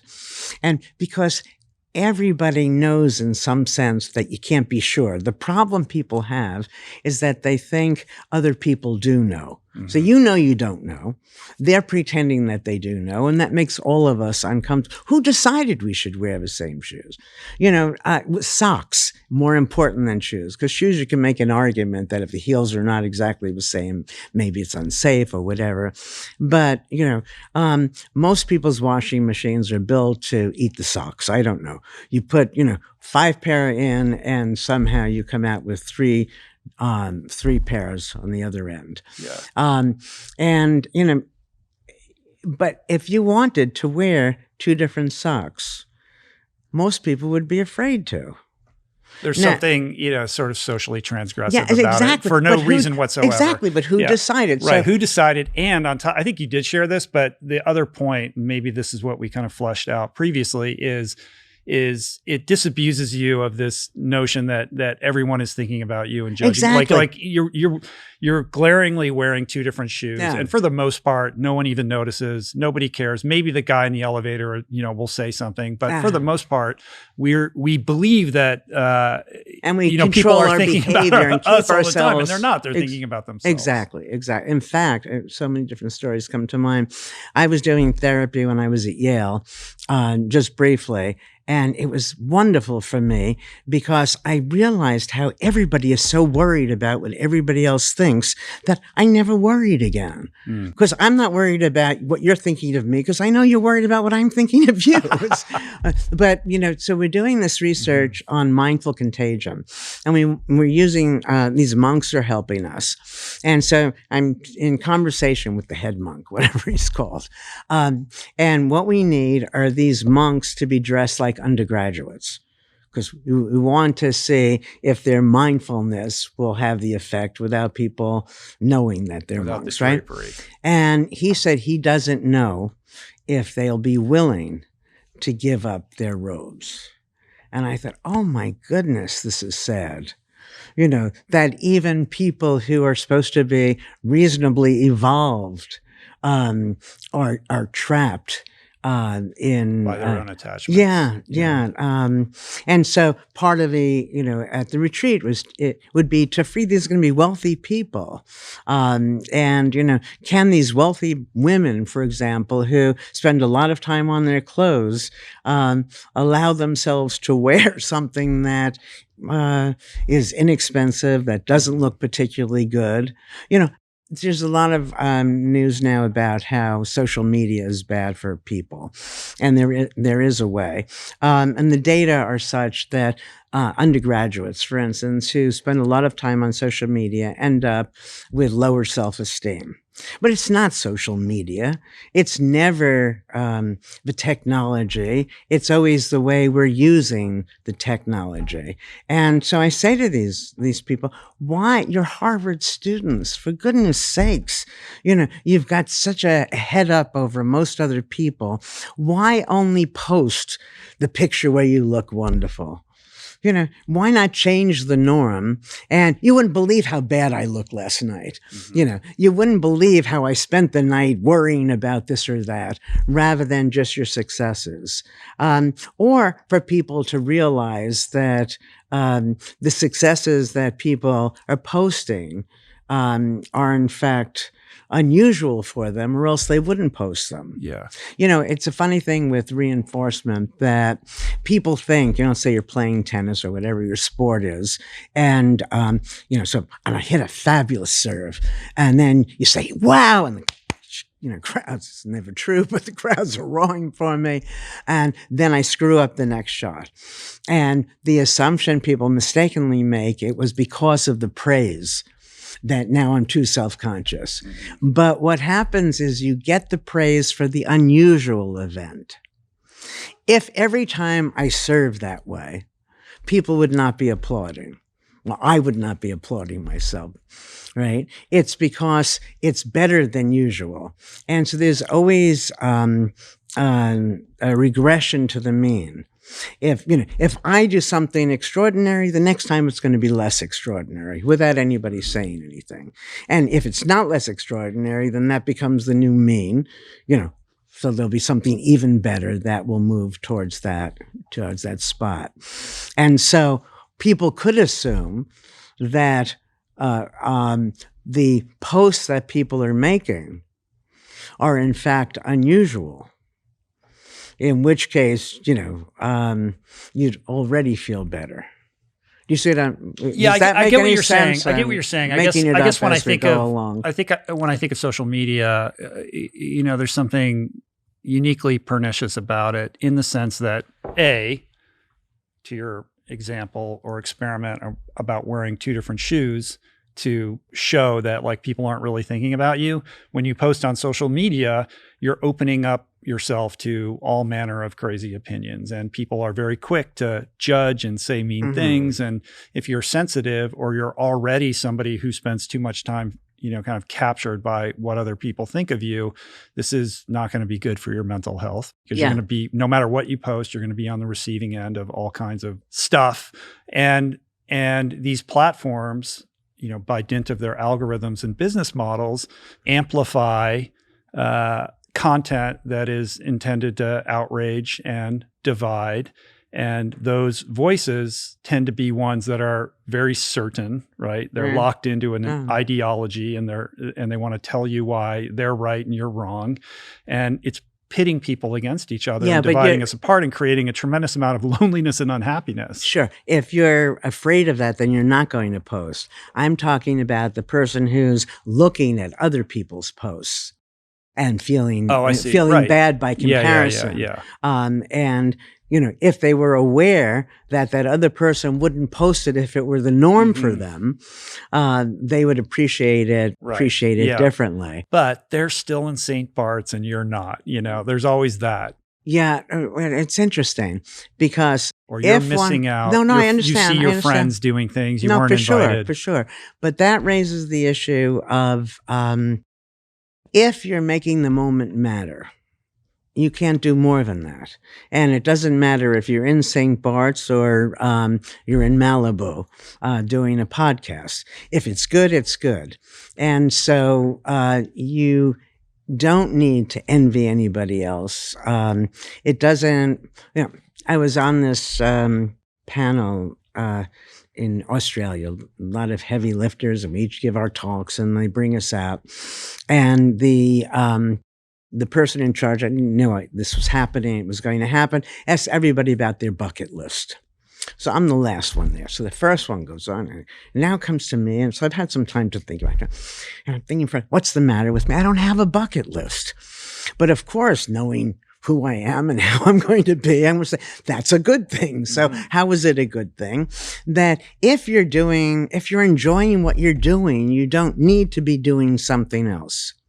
And that I thought, if you only had one question to ask people to see how mindful they are, I haven't tested this, but it might be about work. How much do you need a vacation?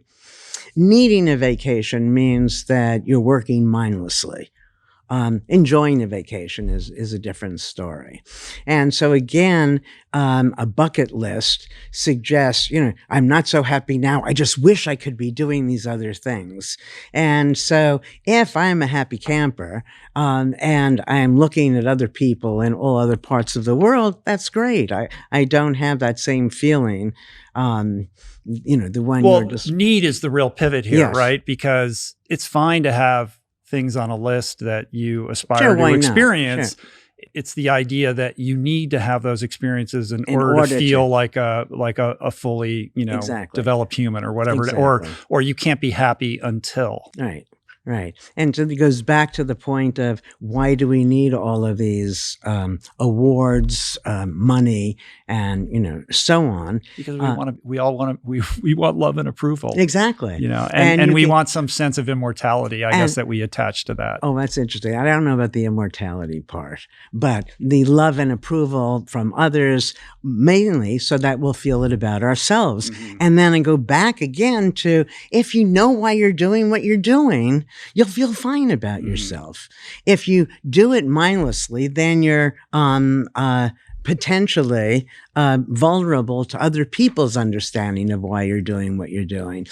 So that you go to the airport early, that's because you're neurotic. And maybe so. Mm-hmm. But that's not the reason we do what we do. And I think that people have taught us sort of accept your shortcomings. And again, I think this is a big mistake. Certainly better to accept your shortcomings than to, regret your shortcomings. But better than better is to understand how they're not shortcomings. We call them long goings. They're not deficits. Well, you can't change anything until you first accept it, but acceptance is like the first piece. But accepting still sounds like, here's this negative. There's a guilt or a shame. Yeah, there's something negative about it that I'm going to just accept rather than, well, this is actually a good thing. Now, how is this thing that seems bad to everybody actually good? It depends on what the thing is, but certainly with all of the behavior descriptions that we've talked about, you're impulsive, you hate yourself for being impulsive, that's because you value being spontaneous. You're inconsistent, what's the matter with you? You're so inconsistent, that's because you value being flexible, and so on. And to get to the point where you let other people tell you why you did what you did and ignore the other alternative, it's very sad to me. But that's the way most of us are. And then we have some people who pretend to know. Then how do you think about the role of suffering in growth and evolution? So first, let me just set it up with an example. Okay. No, I'm super curious because this is personal. So I'm in recovery. I've been in recovery for a long time. Mm-hmm. And when you're talking about like acceptance, I think of alcoholism. Mm-hmm. I think of it in that context. And it brings me right back to the hitting bottom and making that decision. Okay, I can't live this way anymore. I need to find a new way to live. Mm-hmm. And I'll fully admit a tremendous amount of guilt and shame, accompanying that, and a lot of suffering. And I could have made the choice in that moment to be excited. Oh my God, I'm finally accepting that I'm an alcoholic, and this gives me this incredible opportunity to like grow and change my life. How exciting. That was not my experience. But I will say that the suffering, the pain of that experience created a willingness that didn't exist prior that motivated a series of actions that changed my life. Yeah. And so I look at suffering as positive. I don't think of it as a negative attribute. It was something that motivated and instilled energy in me to like make this change. Yeah. Okay. So I said succinctly, no pain, no gain. And I don't agree with that. I think if you're in pain, surely it's to your advantage to find a way to gain from it. But one can gain without the pain. why is it so much more difficult to gain without the pain? So for example, you can't stop eating cake. You know it's not good for you. You take pleasure in it, but now you have type 2 diabetes. And so once you get ill enough or your body feels poorly enough, maybe you're motivated to make a change and invest in your well-being. But the choice remains well in advance of that when you took that first piece of cake to say, I'm not going to do that anymore. It's not good for me. It's just more difficult to make that choice at that stage. I think that by saying that you shouldn't do it makes it more appealing to do it. Then you think less of yourself for having done it, which makes it even harder to change the behavior.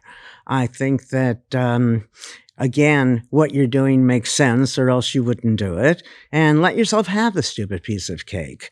But if you have the cake and you think you shouldn't have the cake, now you're a type of person who's not strong enough to resist the cake, which makes you want the cake even more and thinking less of yourself. And so it's like, New Year's resolutions, or we're not so far from everybody's making these resolutions. People make the resolutions and then almost never do you follow up with it. And the reason for that is the thing that you're doing makes sense to you. That, I should go to the gym. Why should you go to the gym? Who decided you should go to the gym? So somebody gives you this idea that this is the only way you're going to be healthy. You really don't want to go to the gym. You sabotage yourself and you don't go to the gym. And I think that you should question the commitment in the first place. You want to be healthy. There are lots of ways to be healthy. That years ago when I was your age, what people should be doing is having cottage cheese and carrots and celery. And if you go on this kind of diet, it's not going to last. And so deprive yourself.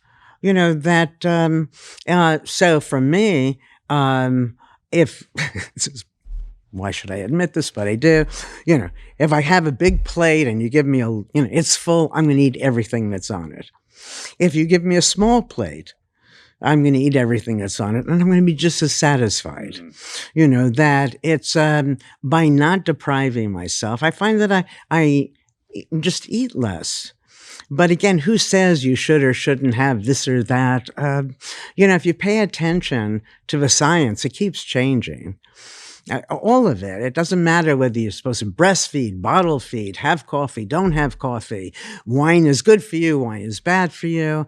And that all of that misses the point that in some sense, a certain amount of it is going to be good or bad for some people, not for other people. And you have to decide that for yourself. I'm not, I'm a scientist, so I am not putting down science. I just think we have to appreciate it for what it is and not go beyond what it is. And that we need to learn from it, take advice from it, but not let it dictate. So that piece of cake, why not have the piece of cake? Really?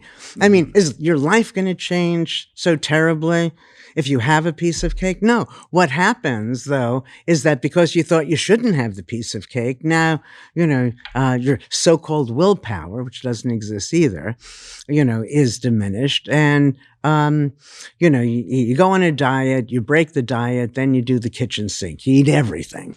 Well, I think there's a couple pieces there. I mean, there is a neurochemical thing when you indulge in a certain habit and then you become sort of, more powerless to its wiles in the future.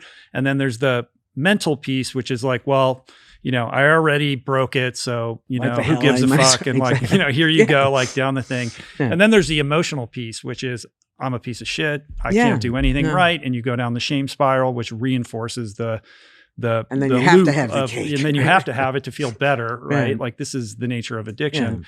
Yeah. And there's a lot of science on how mindfulness can help us with these patterns and loops, because the more we're paying attention, the less, we're in this context, like prone to overeating or indulging, et cetera. Mindfulness is a means to which you can break a bad habit and form a new one, I suppose. But you're saying like, well, let's just go up to 10,000 feet and say, who cares, Yes, right? Like, in part, you're asking the bigger question about Yeah. like, why is it that it is important to you to break this habit or form a new one in the first place? Well, the forming the new one, I take issue with. In fact, I'm working on that in a new book. Habits are, so a good habit is better than a bad habit, but there's a better than better way. As soon as you're doing something habitually, you're not there anymore. You're not taking charge of it. You're not enjoying it. You're not modulating whether it should be a little more, little less of, whatever. And, people want to have good habits because they're afraid to let themselves just be. That if I don't go to the gym every day, then I'm not going to go to the gym at all. Why? If you have multiple reasons for doing things, and if you go to the gym, why should you go to the gym if it's aversive? I don't get it. But it shouldn't be aversive. You make it fun while you're there, unless you're the kind of person who believes, unless it's aversive, I'm not gaining anything from it. That's back to your no pain, no gain. I don't know. I think that we just make things very complicated for ourselves. And, then you get older and it all becomes easier again. All the things you worried about seem so silly. I wrote this thing a while ago. You're 2 years old and you fall and you scrape your leg and you're screaming bloody murders if the world's going to end. You're 7 years old. Johnny or Janie doesn't send you a Valentine and oh my God, the world's going to end. You're, 13. You have a pimple. Oh my God, I'm never going to look good. You're 18, and it just goes on. At some point, you look back on all of it and say, how stupid it all was. And the culture allows it in some sense, almost promotes it. I'm not sure why. But at the end of it, there's always somebody who's profiting. Meanwhile, you look back on it and say how silly. But at the same time, the fact that you didn't get that Valentine when you were in 7th grade or whatever, creates some neural pathway in your brain that, 30 years later, you're still acting out on as a result because it's some form of trauma that remained unhealed. Yeah. But to recognize that other people's responses to us are a function of their needs. They say nothing about us. So every compliment you give me is not really about me. It's more about you. Yeah. Every insult. My need for you to like me. Yeah. Every insult and so on. And if we were brought up to understand those things, even a 7-year-old can understand them if they're spoken in kiddies. Then Johnny doesn't give you the Valentine. Yeah. So Johnny didn't give you a Valentine. It doesn't have to, you go from that, you didn't get the Valentine, therefore nobody likes you, therefore your life is going to be a failure. It's silly, right? I mean, how do we communicate these things to the children? Somebody says, how many Valentines did you get, Mary? And you got more than Susie, so therefore you're a better person. Where as soon as you say, yeah, but I've got the Valentines from the most important people. It's crazy. It's all crazy. I talked to you about how that pancreas story, that I still can't. This was a story where I'm not going to eat the pancreas, but I feel I have to eat it because now I'm a married woman at this very young age. And I still can't figure out why I thought that. There's so many things that are communicated to us. If you're sophisticated, these are all the things that you'll do. And we go back and people, I don't know, it's become my new mantra, who says so? And when you recognize the 3 levels that I talked about, where level 1 and 3 look the same, but they're very different. Level 1, 2, 3 thinking. Maybe explain that. Yeah. Well, the easiest example, I keep using the New Yorker. It's a wonderful magazine, and this example doesn't shine, but so be it. Level 1, we have people who don't read the New Yorker. Level 2, people who read the New Yorker. Level 3, people who don't read the New Yorker anymore.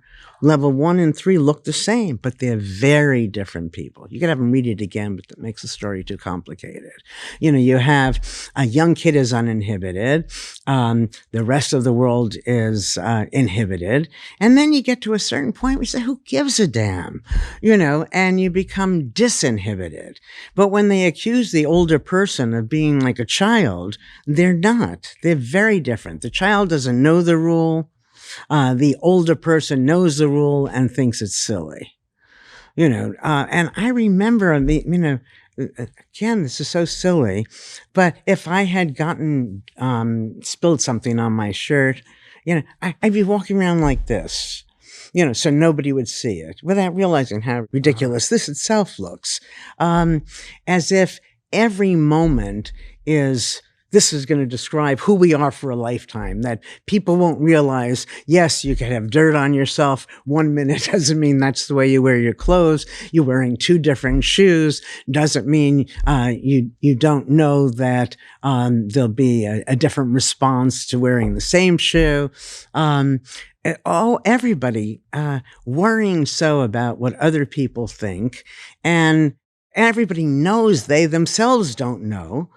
And the joke is thinking that other people do know. And so you're always guessing at what's the right thing to do. And I'm here to inform people nobody knows. And nobody can know because everything is changing. Everything looks different from different perspectives. And it's okay not to know because there are other things you do know. And so if we stop evaluating, here are the great people, here are the miserable people, and you're always trying to make sure you're more on the top than on the bottom, I think, that we need to take this vertical line and make it horizontal. And it almost happened briefly during COVID when the person who was delivering the toilet paper was all of a sudden more important than the architect, and so it just didn't last. This level 1, 2, 3 thinking, naivete to certainty and back to like kind of awe and wonder. Right? Exactly. Yeah. And it's earned through life experience, et cetera. Mm-hmm. You finally arrive at this point where, you can call it like the, I don't care anymore phase, but it's really like, it's more a function of like, I know who I am. I know who my friends are. I know what I care about. I invest my energy in the things that are important to me, and everything else really doesn't matter. Except, but it's also, no, that's perfect, Rich. But it's also knowing that all of those things change. Mm-hmm. That, my friend felt this way then, but the day before felt this other way. Enough to see the ups and the downs and to how see everything that it doesn't matter. Right. The pendulum's always swinging. But as I'm trying to do, so when I lecture to these kids, these undergraduates, there's no reason for them to have to wait. This is the question for this getting at. Like, how do you expedite, getting from 2 to 3 with a young person who doesn't have that life experience, who's still trying to figure out who they are, what they stand for, and what's important to them, and are easily captured by the opinions of other people and influenced by that. And it creates this insecurity where you really do think the stain on your shirt is important, et cetera. Yeah. Well, I think that if people were aware of multiple ways of understanding any situation, they were aware of how any outcome that's bad is also good in some other context, that everything becomes more fluid, the kind of growth we're talking about would happen naturally. That if you,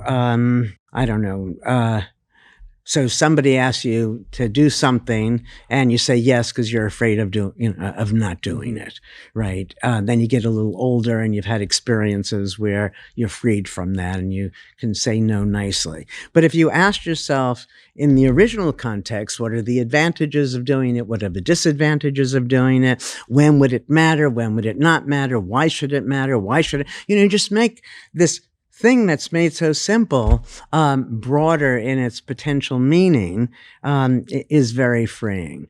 When I know that if I do it, good things will happen. If I don't do it, bad things. If, on the other hand, I think here are the good things that could happen from my not doing it, good things that could happen from my doing it, then doing it, not doing it just becomes simpler. I'm curious around how this is received by your students, because on some level, if you're at Harvard and end up in your class, it's a self-selecting population Sure. to the extent that you get to Harvard by being very good at following rules. Right. You learn how to take the SAT test, you know how to get good grades, you know how to study and perform on tests. And that's about like high performance in a very narrow kind of construct that is all about like rule following. Yeah, I have very often won the best teacher award. So there's something that they appreciate. I don't know. And sometimes, you tell people things and you think they're understanding what you're telling them. Years ago, I'm in Manhattan, I'm walking down the street, and this woman comes up, running up to me. She's so excited because I had apparently given her therapy at an earlier time. It's very important to me because I asked her, what did I tell her that was so important to her? And she told me, and I know there was no way that I actually said those words, so that, again, it goes back to Memory. the way we're talking about relationships. People can understand what's being said in so many different ways. I think that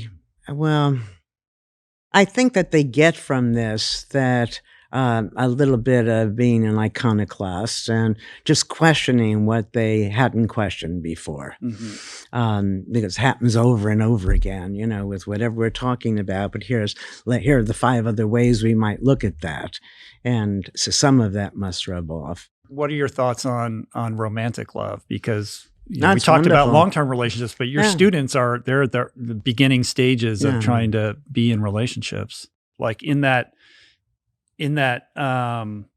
same story around, having a story, projecting an idea onto another individual and, kind of embarking on a relationship when you're both just trying to impress each other and you're in that kind of honeymoon period. Yeah, and they ask when there are problems, and then it's always coming up with another way of looking at the issue. I think that people come to see who they are from other people, right? The way I am in your eyes tells me who I am. And so then I become very vulnerable. And at the beginning, you want to really care about me or lead me to believe you really care about me. So that makes me feel good about myself and so on. Part of that is what is exciting. I'm not sure, I feel like there's something behind your question that I'm not seeing. I guess I'm just curious, because you're with young people all the time, if you had a perspective on kind of dating and relationships in those early stages that might be notice. Iconoclastic or a different lens on what you usually hear about, about how to navigate these. Yeah, the assumption is every belief I have is counter to whatever the world believes. It's not a bad guess, but I remember when my stepson was in college, so he's like 43 now, so it was a few decades ago, and I saw that the kids were very different from when I was in college, that they did everything as a group.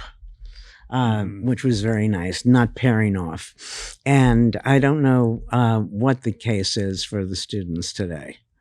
So when I was young, if you didn't have a boyfriend or a girlfriend, you felt very bad about it, and so on. And I don't know if that's still the case. I think it's changed significantly. Yeah, I'm sure it has. I think the problem is that when I'm with these students, I'm doing all the talking. So you're leading me to believe I should do more listening, but if they're not talking about their relationships, I'm not going to know the ins and outs of it. I don't think the problems change very much, sadly, from when you're 15, 20, 30, at some point, hopefully by the time you're 50, most of it has come together and you realize that a lot of the things you worried about were not worth worrying about. Much of a relationship is, all of the relationship really is in your head, right? I don't really know what your smiles mean, whether they're meant to fool me, to impress me, or you're just really pleased. So many understandings of any behavior that you're really in control of the relationship in ways you're not aware of. Mm-hmm. And, a simple thing, I talked about this forever ago, let's say you're at a party and there's somebody there who's ignoring you. You feel ignored. You could feel that the person is a snob looking down on you, in which case you might feel bad about yourself, dislike them, and so on. You might assume the person is shy. The shy person and the snob are going to behave pretty much the same way, a level 1 and 3 in some sense. If you assume that they're shy, then you might go over and befriend them. And then even if they were a snob, they may now become a friend of yours. So the ways we understand people, we create our own relationships. More than people assume. They assume it's two separate people come together and then they either hit it off or they don't. And I think that two people come together and you either make it work by the different thoughts that you have or not, based on whatever your individual needs are. Yeah. I wonder whether our tethering to our devices, especially with the younger generation, is impacting that ability to read social cues in complex contexts, right? Like if you spent most of your formative years engaging with people through a device and text, are you as, kind of skilled at like reading those cues that you're getting in person from people that are subtle? But it might be that whether you are as good or not, you don't believe you're as good, which then makes you pay more attention. Oh, that's interesting. Because if I think I'm so good at reading you, I need very little information, and then I'm off on my own thoughts, and Rich is this kind of person, and so on. I think that it depends less on what we're doing than the way we're doing it. And if we do it mindfully, there's a lot of information looking at your phone there's nothing about the phone that's an advantage or a disadvantage. I know that people are accused of being on their phone too much by people who want them to pay more attention to them. And I have this hypothesis, maybe you can we'll test this eventually, which is, let me go back. I was giving this talk in South Africa on this news show. I'm not sure why I was there. But before we started, the person said to me, Professor Langer, can I ask you something separate from whatever we're going to talk? I said, sure. I said, ask me, but I'll answer honestly, which may or not be good for you. He said, should kids be spending all this time, on their cell phones? And, and I said, you're not going to like my answer. But that parents want kids to get off their phones. The only way they're going to get off their phones is if they're presented with a meaningful, nurturing, fun alternative. That if you're great fun, I'm going to rather I don't want to be on my phone right now because I'm having fun with you. Mm. But if it wasn't fun, I'll play words with friends. Yeah. Or to chastise a child and say, you need to be off your phone. And it's you and then, well, what am I going to do now? Well, you need to be bored right now. Right, exactly. So the idea is not to tell kids to get off their phones, but for parents to up their games. Same thing in relationships. One person is spending too much time doing whatever they're doing. The alternative, it's not to yell at them, look, you're ignoring me, setting code, but rather to make it more interesting to be with you. You said that meaning is extrinsic. In other words, like, imagine the person who says, I'm trying to find meaning in my life, or I'm on the search for meaning, or I don't know what my purpose is. Yeah. Okay. But this is like a common thing. Like they put that pressure on themselves, that guilt, and that, why don't I know what my purpose is? Yeah. The meaning of life, it's the hokey pokey. Isn't it? That's what it's all about. Okay. Yes. All right. It's interesting. not everybody asks those questions. And so if we look at who's asking them and who's not asking them, the not askers probably are level 1 and level 3. Level 1 where it wouldn't occur to them to even know that there's supposed to be some meaning, and level 3 where the meaning is whatever you're deriving from the interaction. There's no larger meaning. What is the counsel to the person who says, I would like my life to have purpose. I don't feel purposeful. I don't know, I don't feel like there's meaning in what I'm doing. So bring it to a much smaller level and just actively notice. So for those women who are watching a football, and by noticing new things end up liking the football game. It doesn't matter whether they're noticing the rear ends of the football players, the crowd size, as long as you're actively noticing that makes you engage. And when you're engaged, you're not asking those questions that are all suggestive of you not being involved. Getting involved is not something too many people are led to believe I have a calling for this, and so they're waiting to be called rather than you can engage anything, like the Birdmen of Alcatraz, use that example. You notice new things about something, you become engaged, that becomes a passion, that becomes the reason you're doing what you're doing. And I don't think if you're actively engaged in one thing, that it's any less important than an active engagement in anything else. So remarkably, what I'm saying, to give you something to disagree with, that if you're mindfully cleaning toilets, it's as meaningful as if you're deriving some new theory of relativity. Mm-hmm.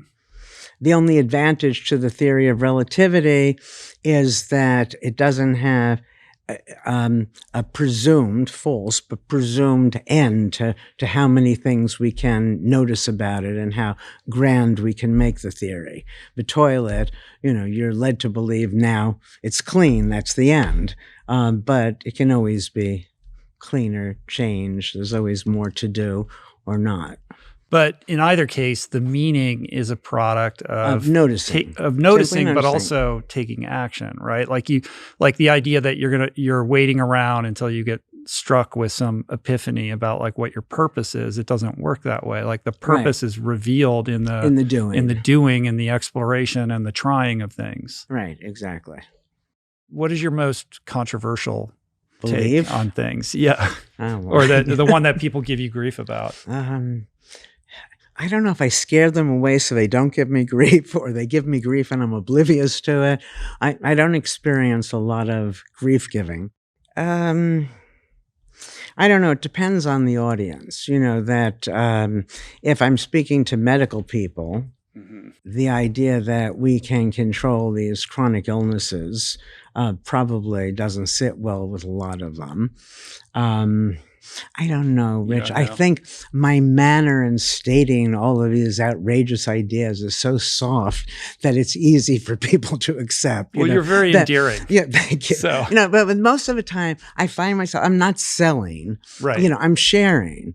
And so it leads me to behave differently and probably for the information to be received differently. If I'm saying this is the fact, then it's going to get you crazed and showing me how it's not the case. Whereas I'm saying one way of looking at it might be there's a perspective, but I'm sure that there are people who think I'm possible. I mean, we know there are people who think I'm outrageous. But I'm sure there are people who think that I'm totally wrong. I remember way back when, this is 40 years ago, maybe more, I was speaking to some people about the first nursing home study that we did, and this was the beginning of mind-body medicine in some sense, where we take people in a nursing home, we give them choices to make, a plan to take care of, encouragement to be making these choices, and then we go back and find out that the group given these choices, which eventually became mindfulness, live longer. And I was speaking to this Nobel Prize winner who just dismissed it. Yeah. It wasn't nice. It would have been a nice conversation if he told me why it can't be true. But, then more and more people in the culture believe it to or be if he true. said, I disagree, but tell me more. Anything, rather than just dismiss. But that was the only time I remember, having that experience. I'm sure there are people who disagree in the same way he did, but they don't. They're not face to face. And now I'm older and I care less about some of these things. And it's fine. We'll see. We'll see. If you believe that your thoughts don't matter, this negativity is the rule rather than the exception for you, somebody out there can evaluate our lives down the road and make some judgment. I think that our thoughts determine most of our physical, psychological health, and that, as I said before, everything is mutable, so that I'm happy with the world I live in, because as soon as it doesn't work, I change it. So I don't walk around bitching about this or that, all of these complaints. It wouldn't occur to me, because I'm enjoying the thing that you're complaining about. If I'm not enjoying it, I change it. And I do tell my students that. I say, when I was younger and people spent a lot of time going to movies, which now you watch the big movie, on the big TV at home often enough, that they would sit there for 2 hours, and then they'd leave complaining about what an awful movie it was. And to me, either find a way to enjoy it or leave. Life is short. This implied contract that you have to stay at the end. Yeah. Or, there's a funny line. It was Henny Youngman goes into this restaurant. And he says, the food was awful and the portion's so small. And it's supposed to be funny, because if the food is awful, why would you want a lot of it? But for me, I understood that. Yeah, give me a lot. Doesn't matter how good. So I could imagine, staying. I think that people are led to believe by criticizing that they're discerning. And, that I don't think people appreciate how hard it is, in some sense, to make things sound simple.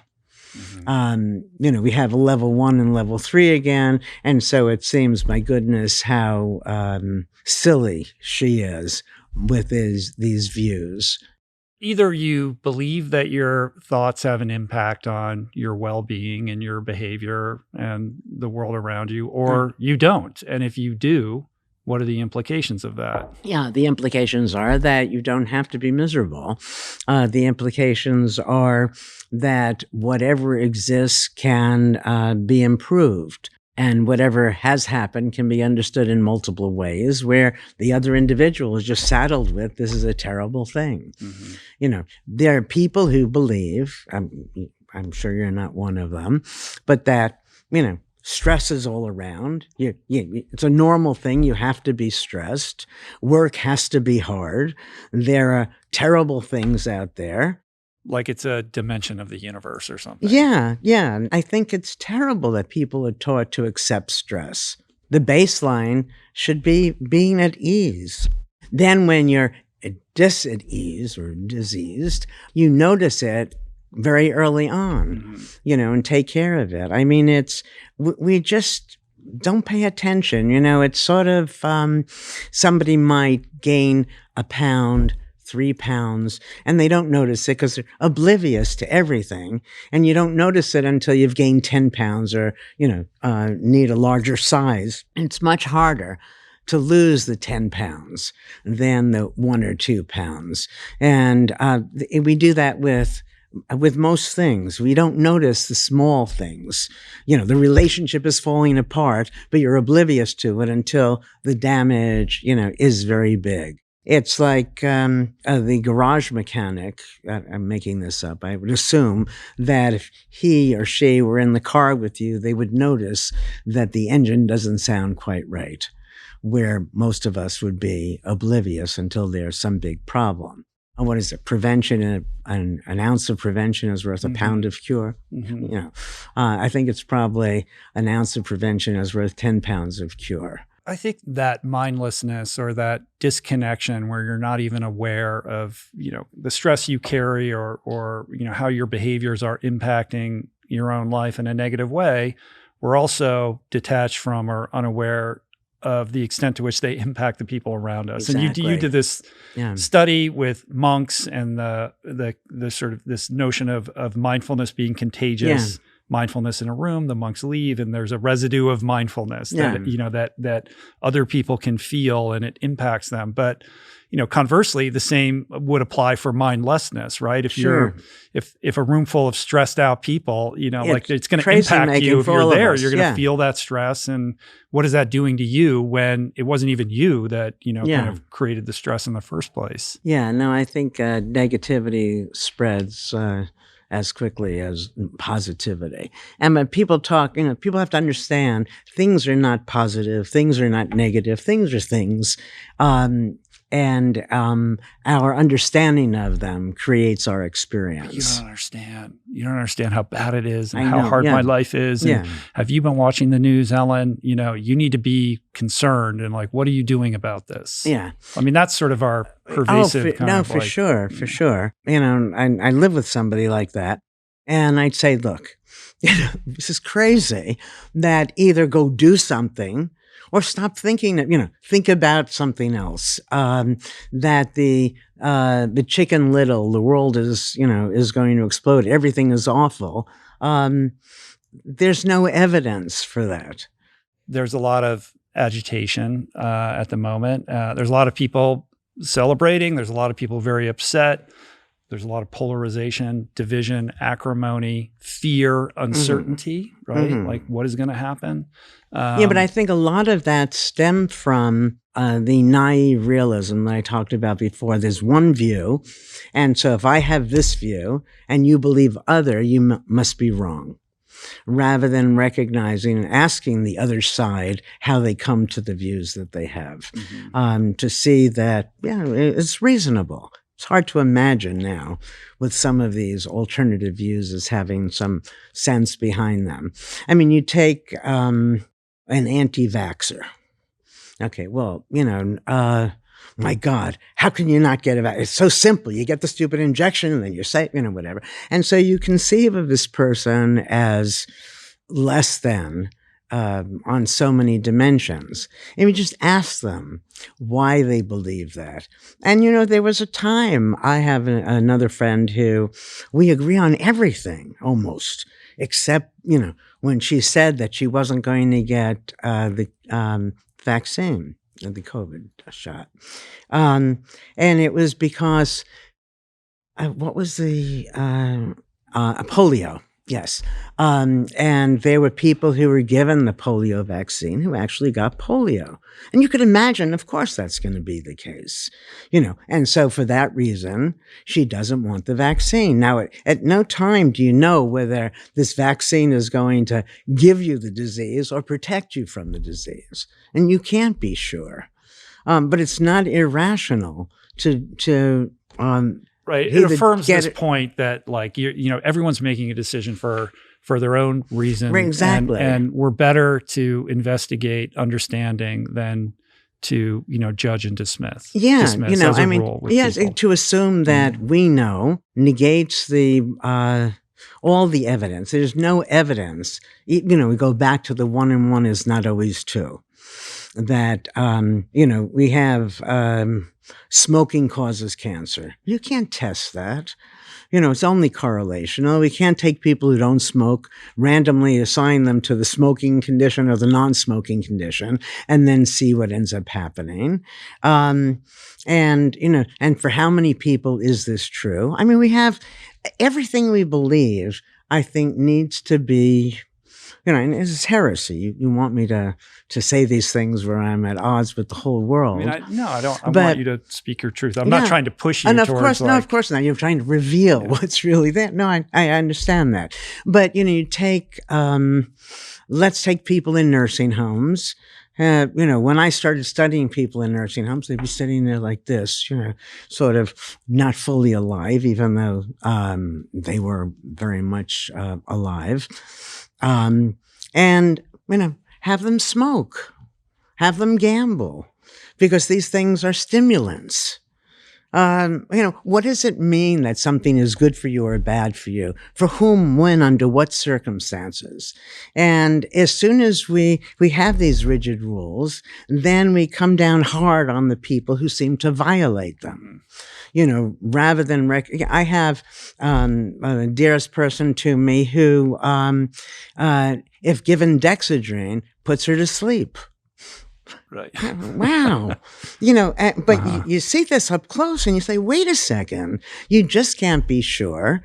And when you're not sure, then you pay a different kind of attention, and which we should all be doing with any medication, anything we're doing, to see what is our individual response to it.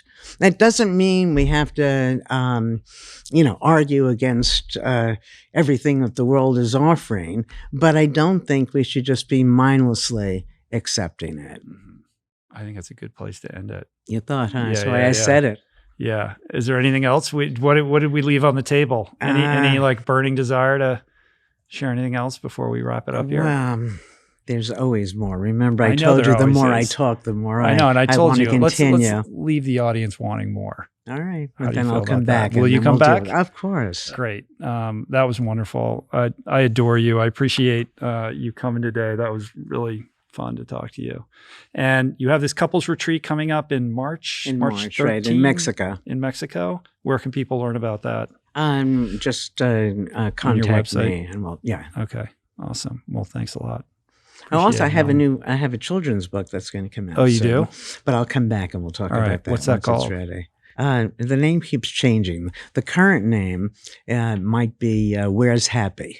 Is this inspired by the song, the lyrics to the song that you wrote? That's in it. It's in it. Is. And the message is, this is my key to happiness. And I end every class with a slideshow of the paintings, the one-liners, that ends with GLADO. It's all about GLADO. What is GLADO? Okay. Be generous, loving, authentic, direct, and open. Each of these comes about by our being mindful. Each of these leads to our being mindful. Each leads to the other. And that's the way to be happy. Be generous, loving, authentic, direct, and open. So the new book is a children's version of this. GLADO. Awesome. Easy to remember. We'll come back and talk to me some more about that. I'd be happy to. Peace. That's it for today. Thank you for listening. I truly hope you enjoyed the conversation. To learn more about today's guest, including links and resources related to everything discussed today, visit the episode page at richroll.com, where you can find the entire podcast archive, as well as podcast merch, my books, Finding Ultra, Voicing Change in the Plant Power Way, as well as the Plant Power Meal Planner at meals.richroll.com. If you'd like to support the podcast, the easiest and most impactful thing you can do is to subscribe to the show on Apple Podcasts, on Spotify, and on YouTube, and leave a review and or comment. Supporting the sponsors who support the show is also important and appreciated, and sharing the show or your favorite episode with friends or on social media is, of course, awesome and very helpful. And finally, for podcast updates, special offers on books, the meal planner, and other subjects, please subscribe to our newsletter, which you can find on the footer of any page at richroll.com. Today's show was produced and engineered by Jason Camiolo, with additional audio engineering by Cale Curtis. The video edition of the podcast was created by Blake Curtis, with assistance by our creative director, Dan Drake. Portraits by Davey Greenberg. Graphic and social media assets courtesy of Daniel Solis. Thank you, Georgia Whaley, for copywriting and website management. And of course, our theme music was created by Tyler Pyatt, Trapper Pyatt, and Harry Mathis. Appreciate the love the support. See you back here soon. Peace. Plants. Namaste.